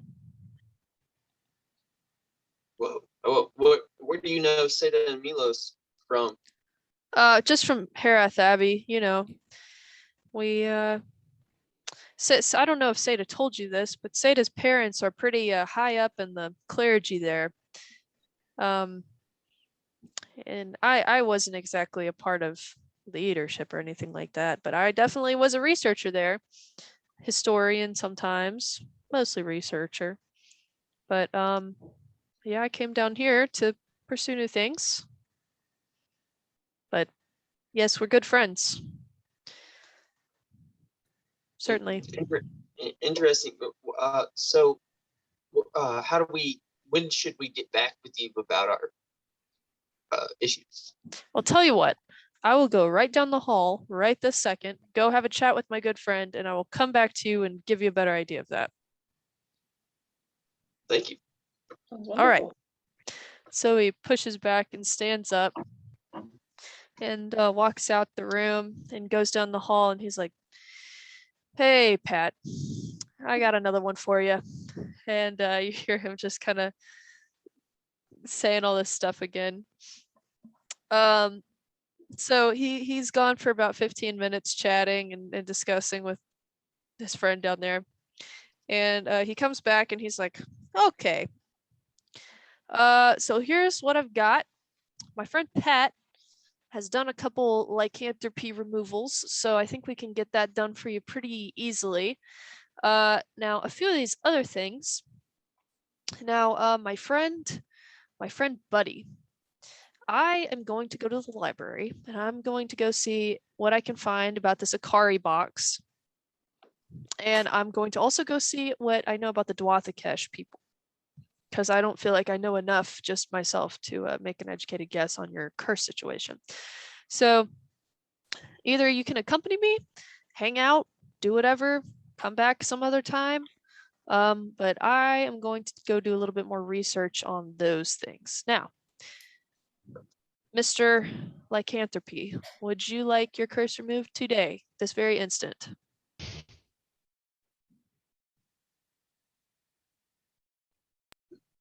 Mr. Pigman? Oh, that's me. Yeah. Okay. All right. Yeah. If it's possible, for sure. What do I do? What do I have to do? Well, just follow me, I guess, if you're ready. All right. And then I'm just gonna be like, I'm just gonna turn around and say, "See you, suckers," and then. See you in a minute. All right. So he takes you down the hall, and he kind of swings his head into like one of the offices, and he's like, "All right, Pat, we're ready for you." And so up stands this huge dragonborn, like icy silver, long robes and like glasses, and then kind of like a little wizard hat, like pointed wizard hat. And Pat comes walking out and is like, "Yes, are you prepared?" I guess, yes. I guess. Yes, sir. Very good.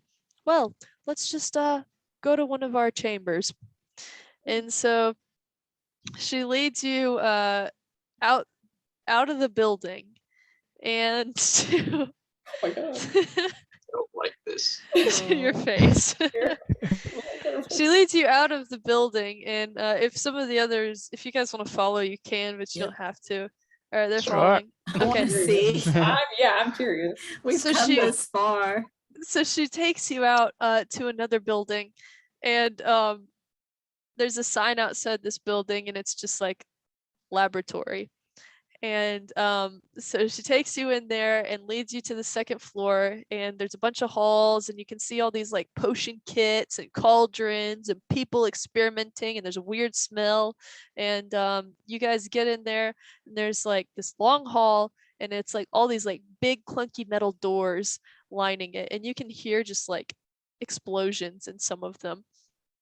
And so she goes over there and she like knocks on one, and it's like occupied, and so she's like, "Oh, okay." Goes to the next one, Okay, this one's open. Unlocks it, walks in, and you walk in, and it's like this pretty good size, like padded room, and you can see like it's kind of studded with this like blue crystal and stuff that kind of has like a energy flux to it look. And so she walks in there and she says, "We like to do this for safety." Um, and so she like walks over and puts on a pair of goggles and whatever, and Vizarth is like, "Oh, I'm not going to be in here for this, but I am going to open this little window."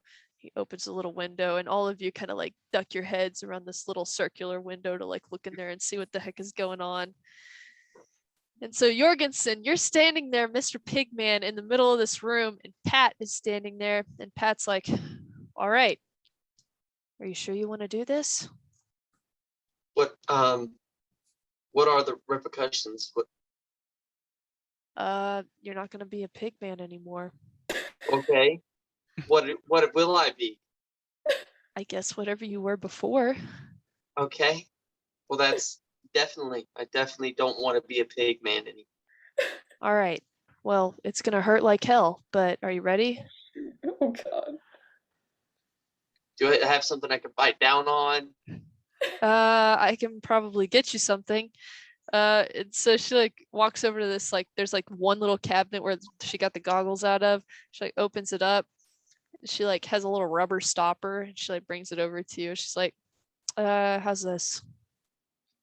I guess it'll work.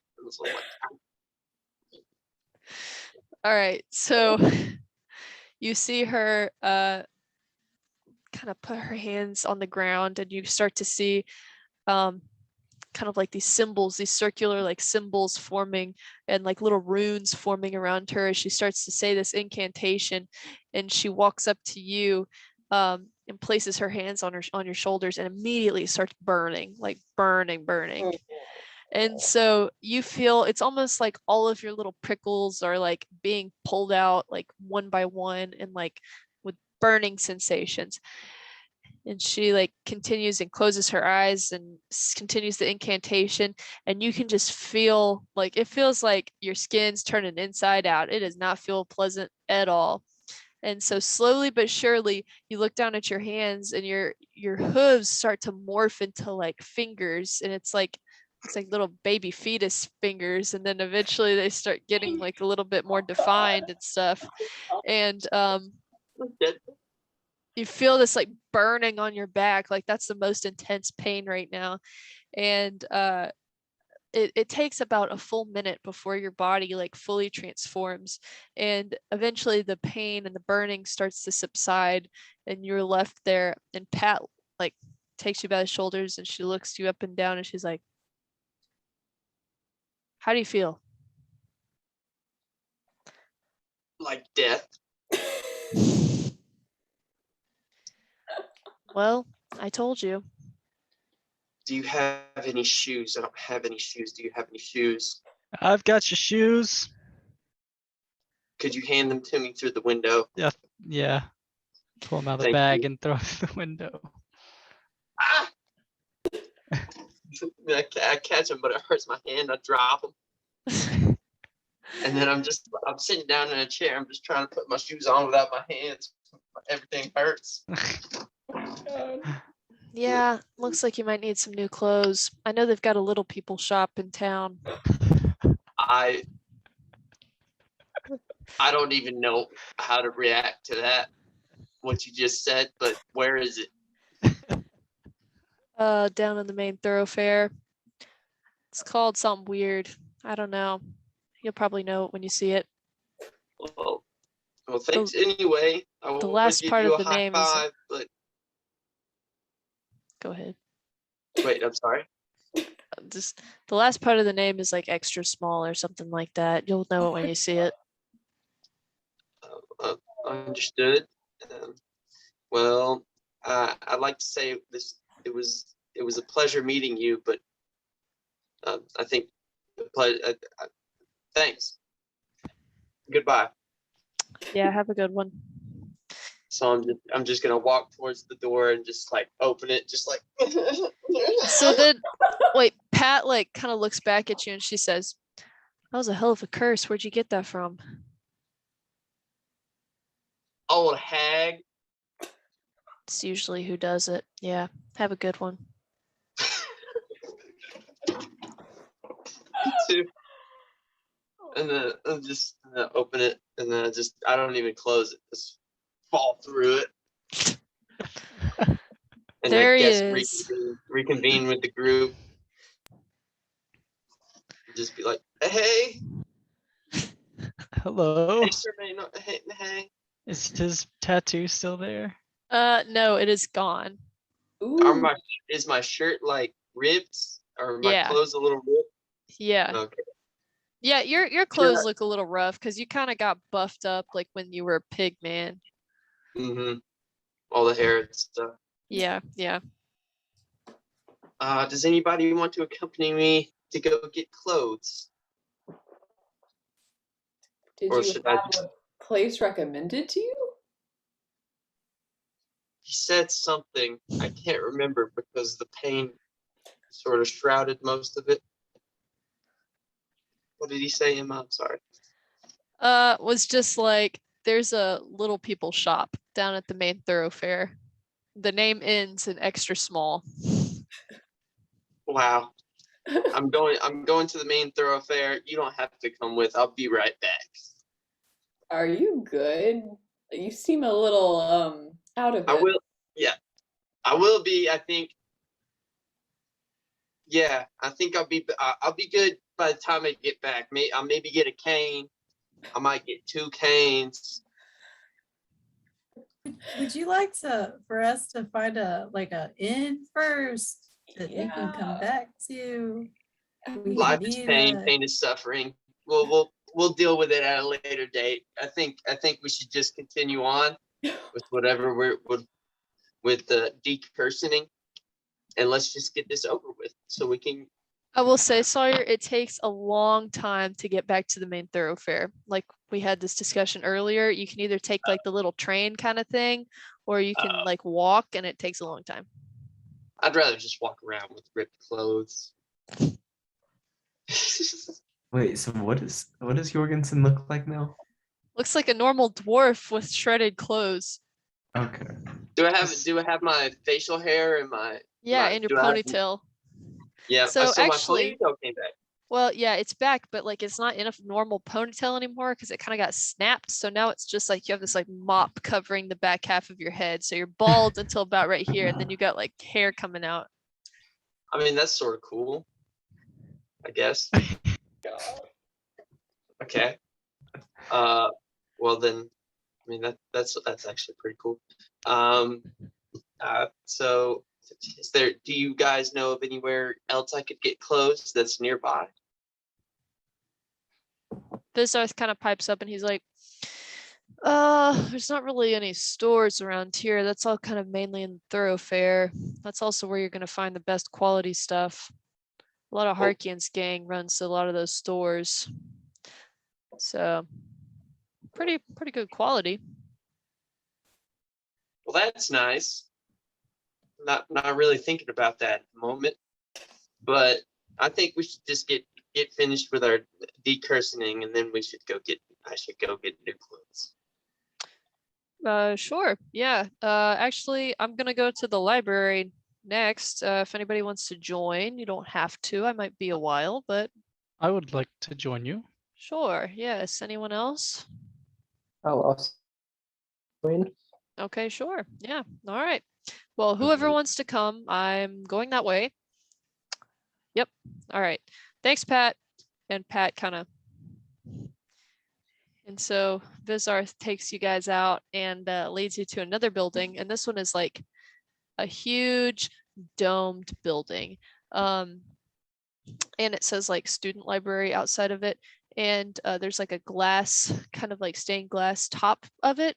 And he stops in front of it and he says, okay, well, if anyone wants to visit this library, this one is public, but we're going to the faculty library. All right. Whoa. Yeah, so let's go.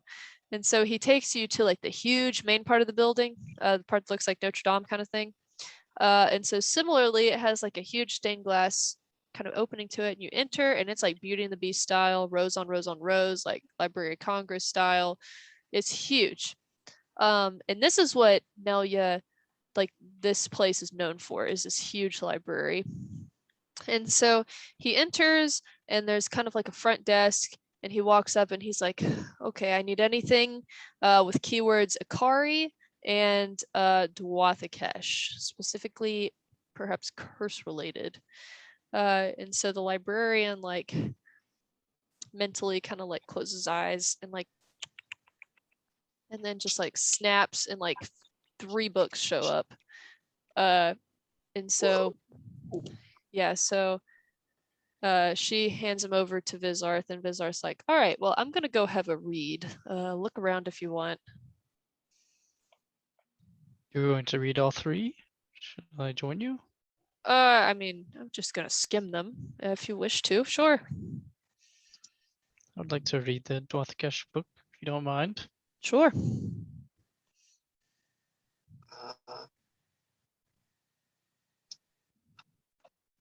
Could you learn? I just want to learn how to make clothing because. Sure. So the librarian's like, you're gonna have to be a little bit more specific. What kind of clothing? Clothing for dwarves, dwarven clothing. All right, I'm on it. So like snap, and like 4 books show up, and she hands them over to you, complete with pictures. Thanks. Go over and get on a chair that's probably too big for me. That's okay. Yeah.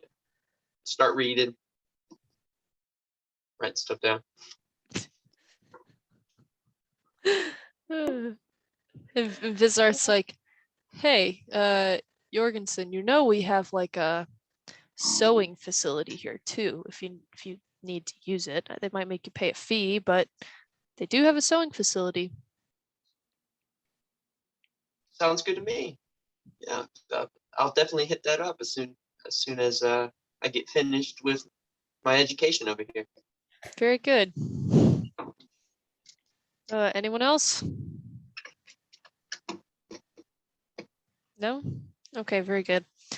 So you guys sit around, look around. Any of our non-readers want to do anything? I'm gonna decompress on a bench somewhere quiet.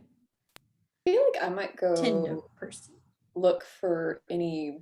I might just go kind of like look around the place, just kind of get taking the sights. It's really pretty and ornate. Mhm. Warm lighting. Anyone else? Anything in particular? Alice might glance through a few history books on the shelves. Okay, cool. Misha plops down and she's like, ugh, I hate reading. It's my least favorite thing to do. Why is Boring. So boring. Also, I can't read. Oh no. That would make it a little bit more boring. that? Well, Mishra, have you ever tried? Has anybody taught you? How did you keep up with the shop if you couldn't read? I mean, I can keep track of numbers. We didn't really take any sort of orders per se, or Veryl kind of took care of that. Just kind of made the masks, you know. I can like read menus and simple things, but like not. I don't know. I start to look at book pages and my head kind of swirls. I can't really read a lot of those big words. well, I mean, you said you love campfire stories. That's the same thing, except in a permanent place you can look up. Yeah, I guess that's okay, but it'd be a lot easier if I knew what the words meant. Want to find a book we can borrow? Are you going to teach me to read? And we can enjoy a story while we're waiting. I guess that's fun. Take our minds off everything that's going on. Yeah.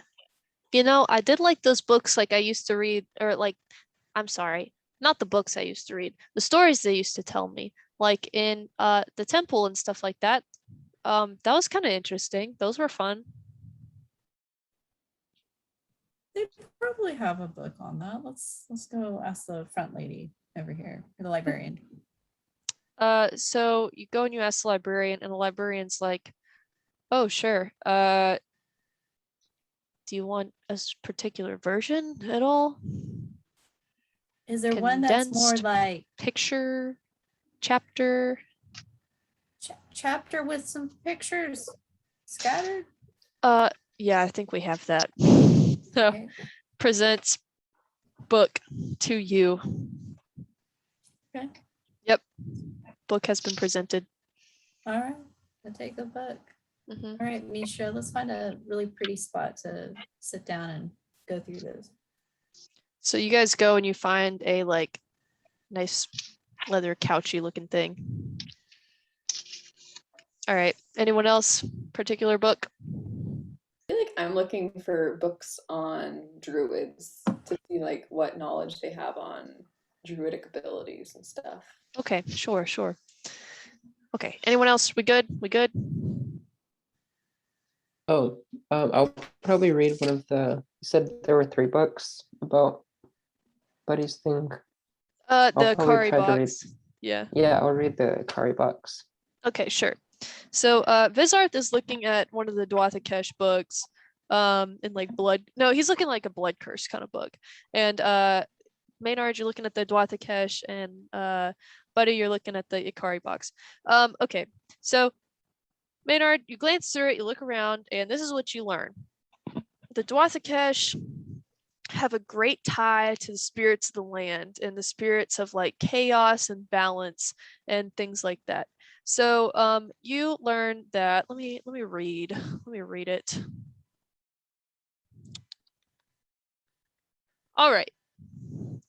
Had a long history of being nomadic in present-day House Valdwell region. They're very close to the land and were eventually thinned out due to intermingling with House Valdwell, as well as kind of their diaspora and just kind of leaving the area in general.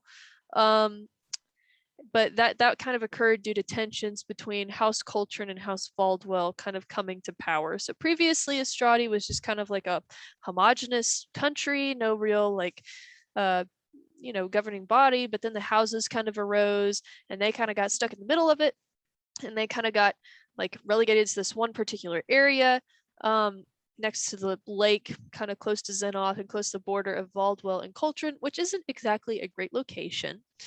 But they refused to choose a different location other than that one. They thought that was like a holy site for them, so that's what they did. And like they have a legend, and so like the whole legend behind like why they have to stay there and guard that place is because they believe that they, like their ancestors, sealed away the chaos spirit of storm underneath the lake. They like sealed this chaos spirit away. But like once again, this chaos spirit is not under like the overarching religion of the ancients. And so there has been no substantial evidence that thing even exists. But like that's why they chose that location, and that is like why they have to stay there, is because they're like the guardians of the chaotic spirit. So what is tying them? You said if they try to leave, they die, right? I did say that. That was what So happened. so that's what is actually, does it say what's tying them to it? So you read a little farther, and it is their own selves sealing that spirit away. They have members of their tribe, certain members, and it gets passed down through generations, through certain families, like certain original families that were there at the time that this happened. They have a member from each of their families that serves as a part of the Great Seal to keep this thing sealed away. Do they get to choose that? No. Okay. Is there anything about anyone ever escaping that? Nope. Hmm. Hmm. Okay. Gotcha. So there you go. All right, next on the Reading Rainbow. Buddy, you're looking at the Akari box book. And let's see here. All right, let's see. It was used as a weapon of war. It was first noted to come from Tetsinkai, which is a country on the other side of the world. And it has been used in numerous assassination attempts. The purpose of the box was not only to rend the soul of the opener, but to invoke possession by a malevolent spirit that would then kill the others in that location using the possessed body. It was famously used in an attack upon an Athalian governor's home during the Tetsinkai occupation. So yeah, it was almost like a Trojan horse. They would send the box in as like a gift. So then they would open the box. A soul would possess the body of the opener. The opener would therefore kill other people, and the malevolent spirit would just kind of go from there. So Buddy's possessed. Oh my god. I can't say it's really surprising. Well, I mean he. it no. it's like it possesses somebody and like removes their soul from their body permanently. Permanently? I mean, like typically that's how it goes. It's like they remove the whole soul and it's like gone. And so then the body is overtaken by like a malevolent spirit. Well then. Not very nice.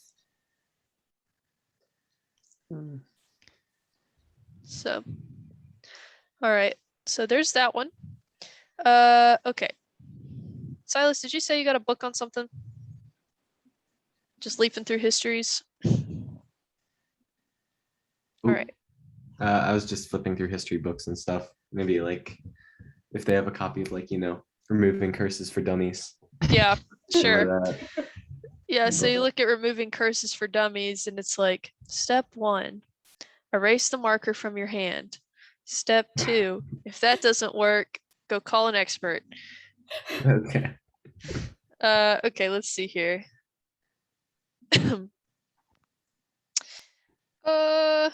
I've got these written down. That doesn't work. Try again. Try again. I have this written down. Okay. So I've got a long list of the stories from the book that you got, Helen. All right. So I'm just going to read some excerpts here. Gotcha. All right. In the order of creation, Nelia was birthed second. Out of life came a thirst for more, and from experience came wisdom. Thus, the need for a new entity was created. Vander took a piece of the Evergift and laid it among the stars. It took root there and watched with wide eyes at the planar worlds, each so unique in its own way. The small being ate from what it saw and grew in size. The pieces that it ate away became known as mystery, and this became the knowledge to be pursued. It walked at the feet of Vander and followed it among the creatures. The creatures that flew were the ones that most fascinated the new being. And so it came to be that the new being took the form of an owl and was called Nelia. As it devoured more and more of the created life, it grew quite large into a full-fledged being. The being glided across the lands. As it did, it left feathers throughout. The feathers were taken up by the beings of the land and treasured as gifts, to one day be crafted into the books of Nelia, the coveted mage artifacts. So that's like the tale of Nelia. There's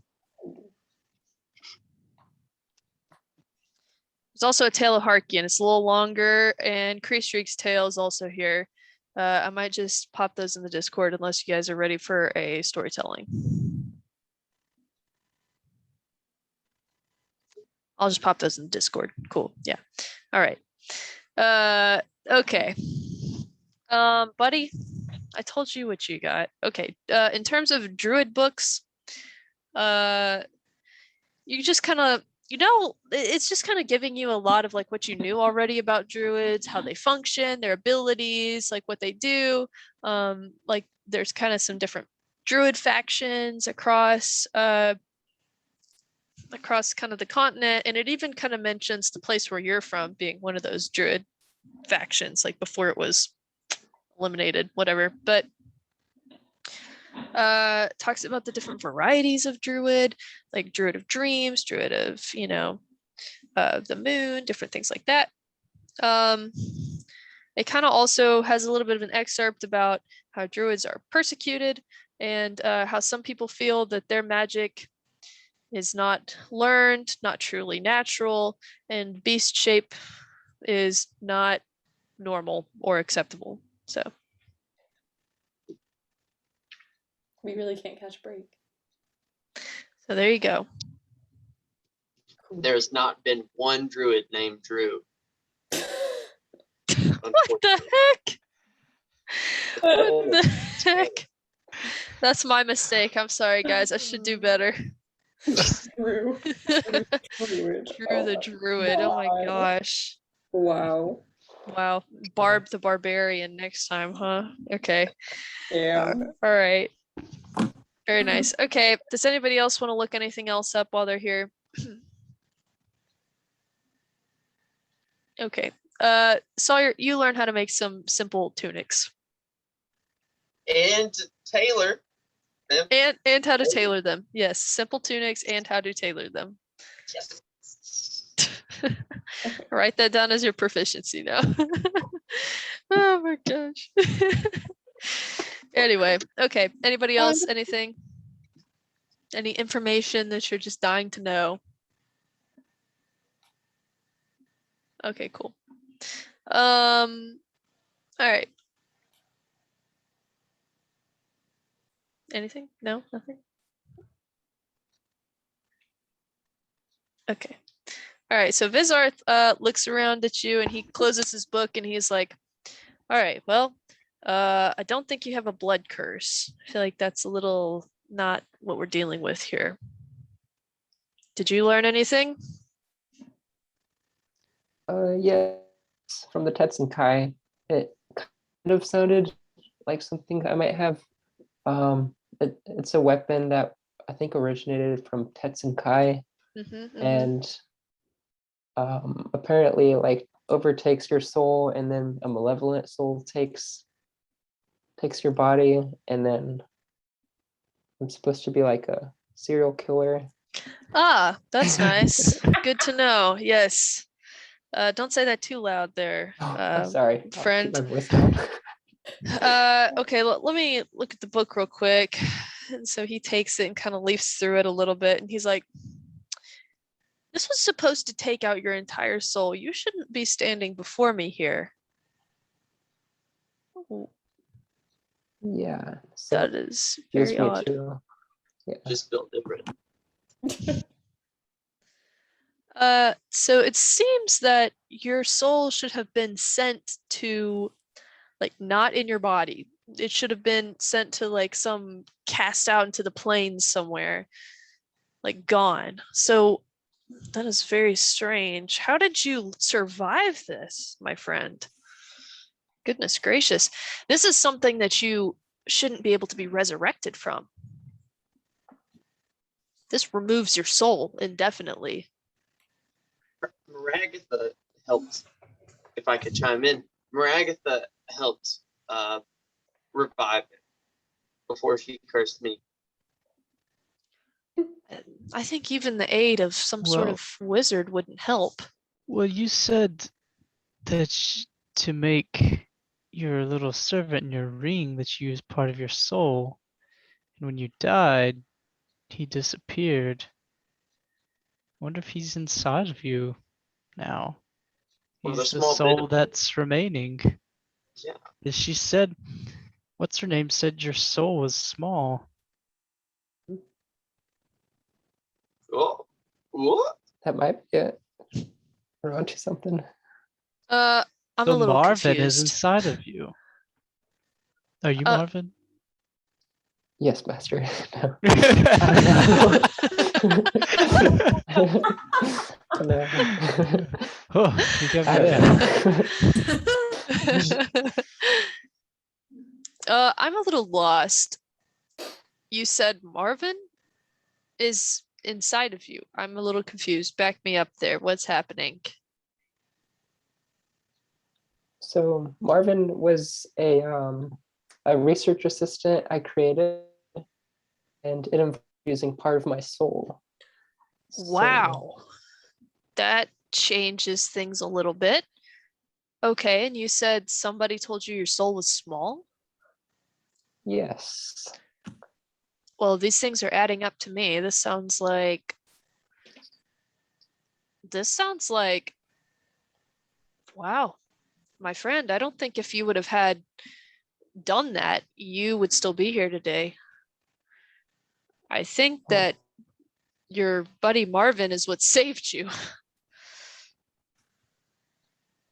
Wow. I'm very thankful that Wow. he worked out that way.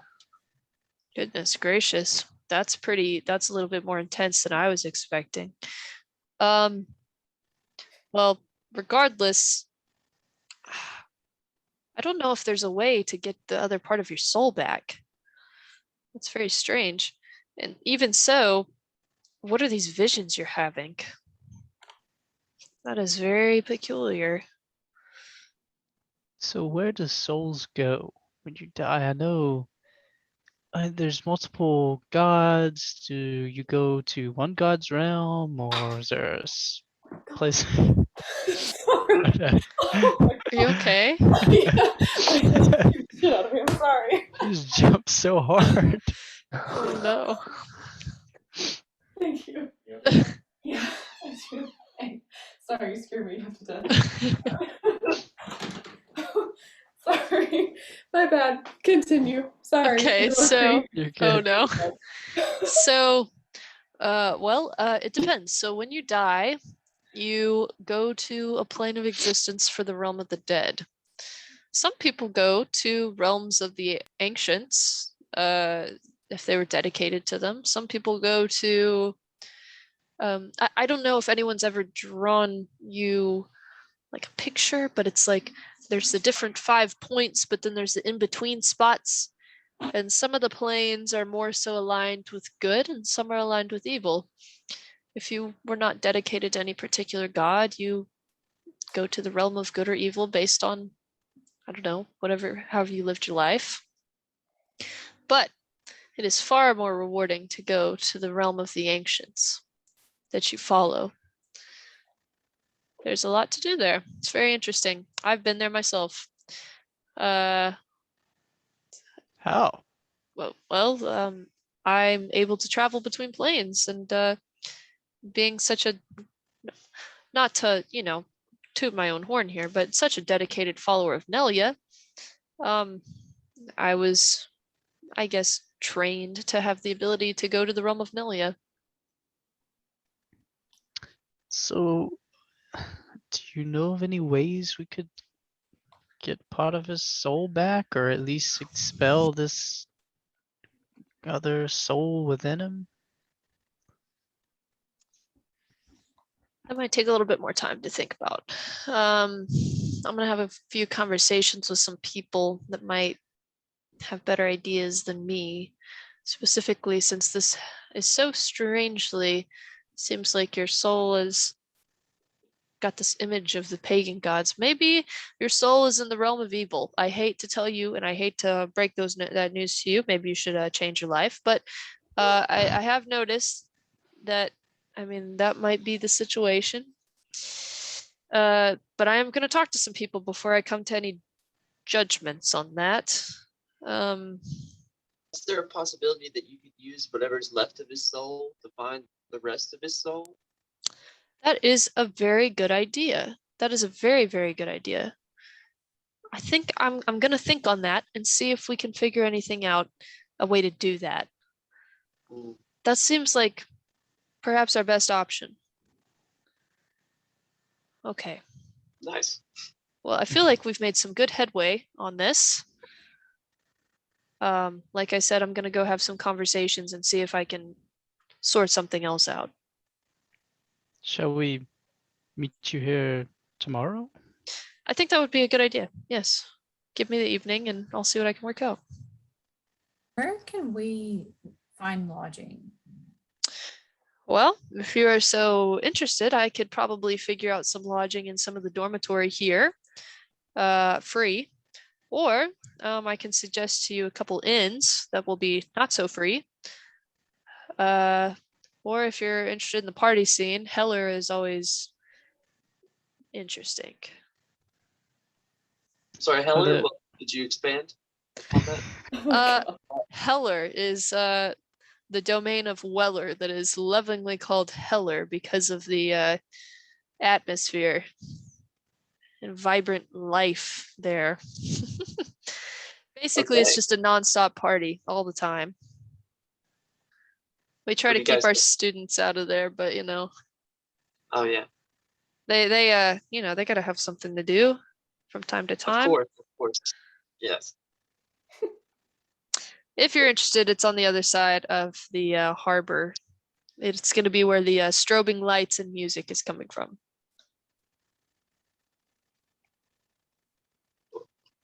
What do we think? What do we think about that? I mean, we have had a long journey with not a whole lot of what you could call fun. A lot of near death moments. I got eaten. That was not great. I mean, but we also could be tired. I don't know. Are we tired?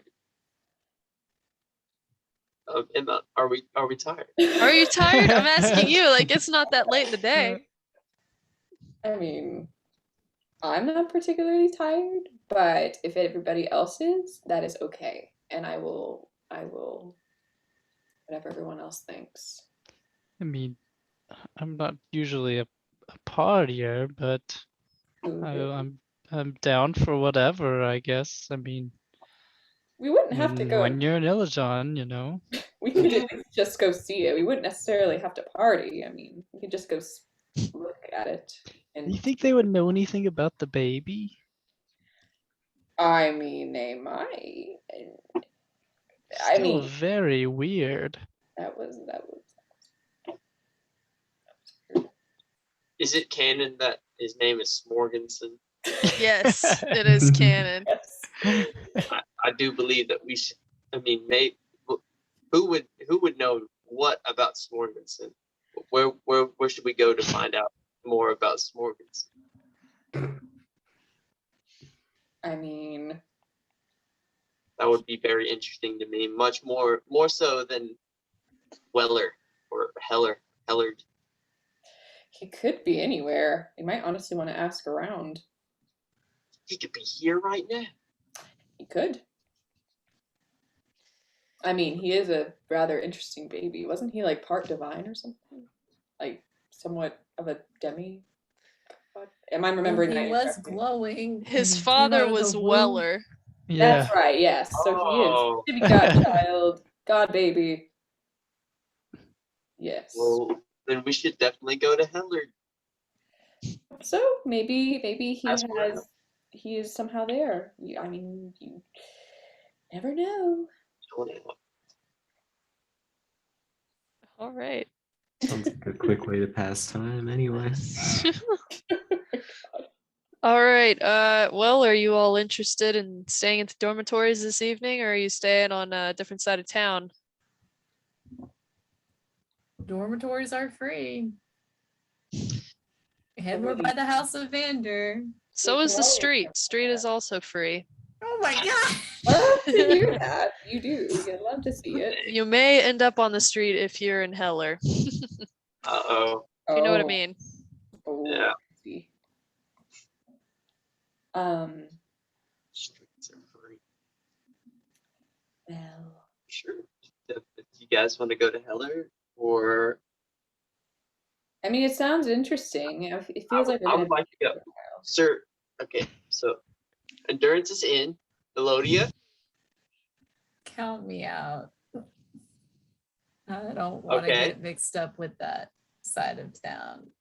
Elodie, Okay. you don't even know what side of it is. It could just be fun. It could just be people enjoying their lives before they're all promptly ruined in a few days here. So maybe we should enjoy our lives as well. You never know.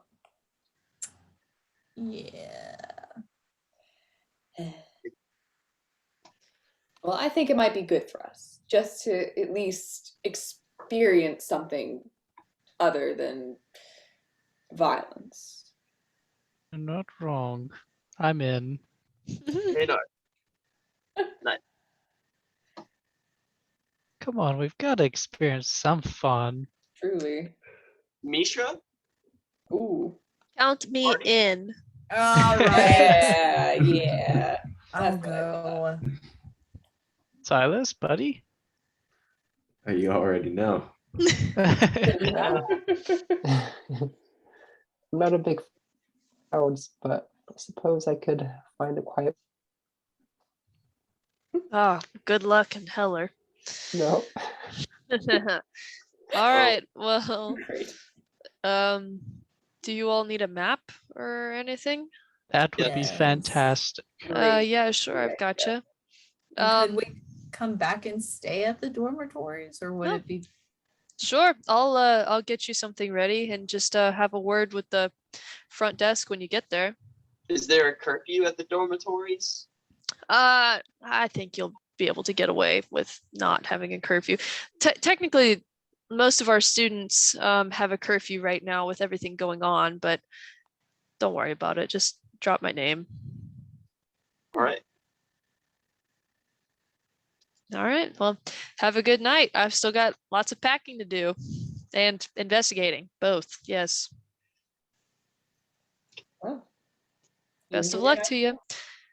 Oh, and if you need some extra clothes, Jorgensen, there's that extra small store down the way. Okay. For sure. I might check it out. Who knows? I might make my own clothes. Never know. Yeah, sure. That'd be funny. Yeah. All right. Well, have a good one, guys. I'll see you around. Thank you, Vizoth. No Dude, problem. we appreciate So- it.